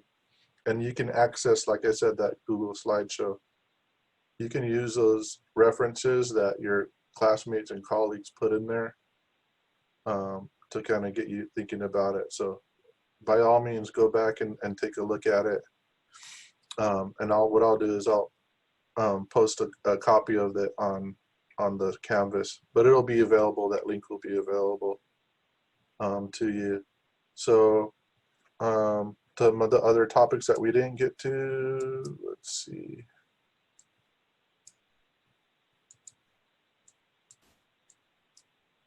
That I'll be posting are around the needs assessment. I'm gonna on those slides, let me just show it to you. There's links. So if you're looking for data, I put a bunch of links up there so you can find them. I found this policy map, which is really cool. This is a subscription service that we get through ASU.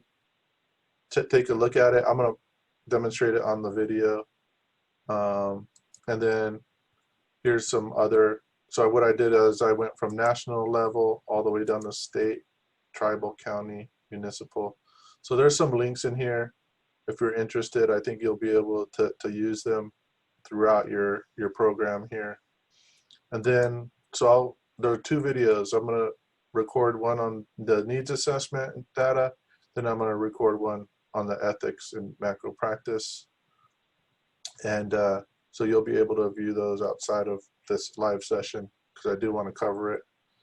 I'll be here. I'm going to update those assignments. So if you have any questions, please let me know. Thank you guys for all the work that you're doing. I know it's a lot, but you're doing great so far. We'll get through it together. And if you have any questions, I'll be here in the office for the rest of the day. So I'm gonna go grab lunch though. So and then, yeah. I have a question really quick. Do you mind saying just like 2 minutes really quick Sure. after? Absolutely. Who was that? This is Carla. Okay, okay. Yep.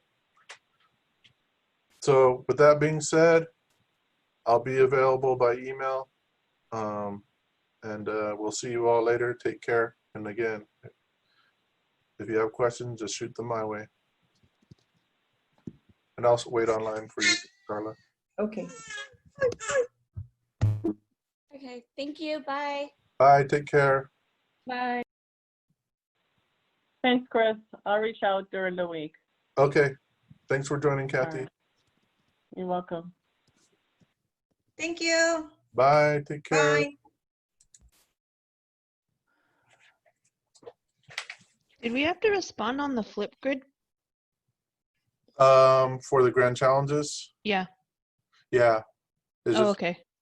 Go ahead and just put that up. I won't, since I messed up on the posting of it. No, because it just didn't like specify if we had to do a response like last time. Oh, when no, we no, did. no. Oh, yeah, yeah. No, I'm sorry.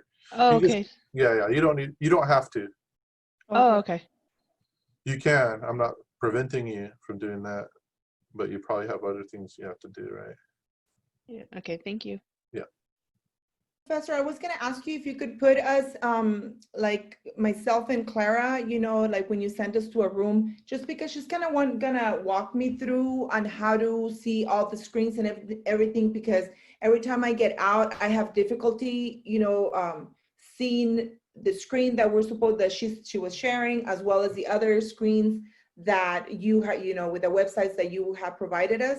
So she's just gonna walk me through to see if that can make things easier for the next project. Okay, we'll keep you, if we do have breakouts, I'll make sure that you're in the same room.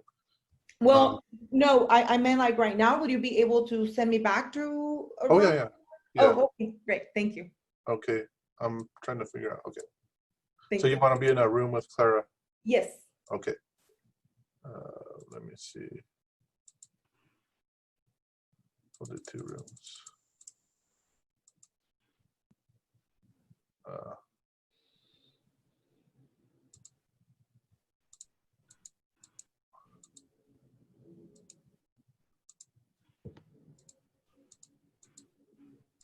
Okay. So, okay. All right. Did you go? Oh. Okay. You open all rooms. Okay, now I see it. Join the break. Okay. I just have a quick question, Professor. I can't see that video that demonstrates the outline for the paper. And I Okay. was just wondering if you can give me a brief kind of scenario or a little brief of how Okay. you want the thesis to be done. Okay. Because that's the only part I don't have is a thesis. I'm not sure if So there what's was your a grand specific way. challenge? It's advance long and productive lives. Okay. And so basically what the thesis is it kind of narrows down. So that's a big topic, right?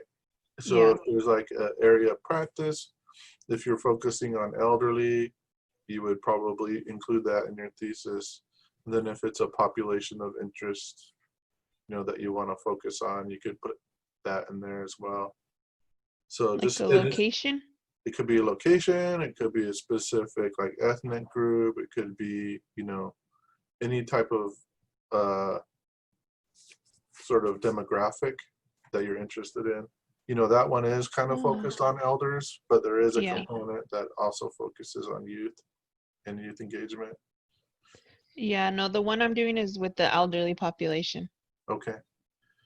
Yeah, so Okay. so just kind of like, so your statement then is just, advancing, how advancing long and productive life is relevant or impacts the elderly population of, so if you want to narrow down your population, you can. And how long does that have to be? A few sentences, a paragraph, One 2 sentence, paragraphs? no more One than one sentence? sentence. That's it. Oh, okay. Yeah. Oh, dang. Oh, I Very. went. Well, Oh, okay, don't I went erase it. overboard. Don't erase it. No, I won't. I'll just Keep it. put it You in. started the paper, right? So.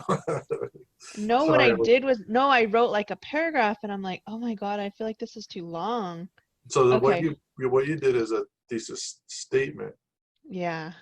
and we just needed a sentence, but that's fine because you're just getting a head start. Okay. All right. Thank you. You're welcome. And so, any other questions? Yeah, I have a question. Well, a comment.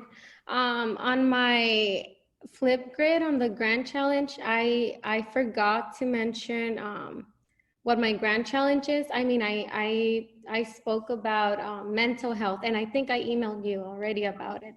I sent you my outline and everything, and it sort of addresses that.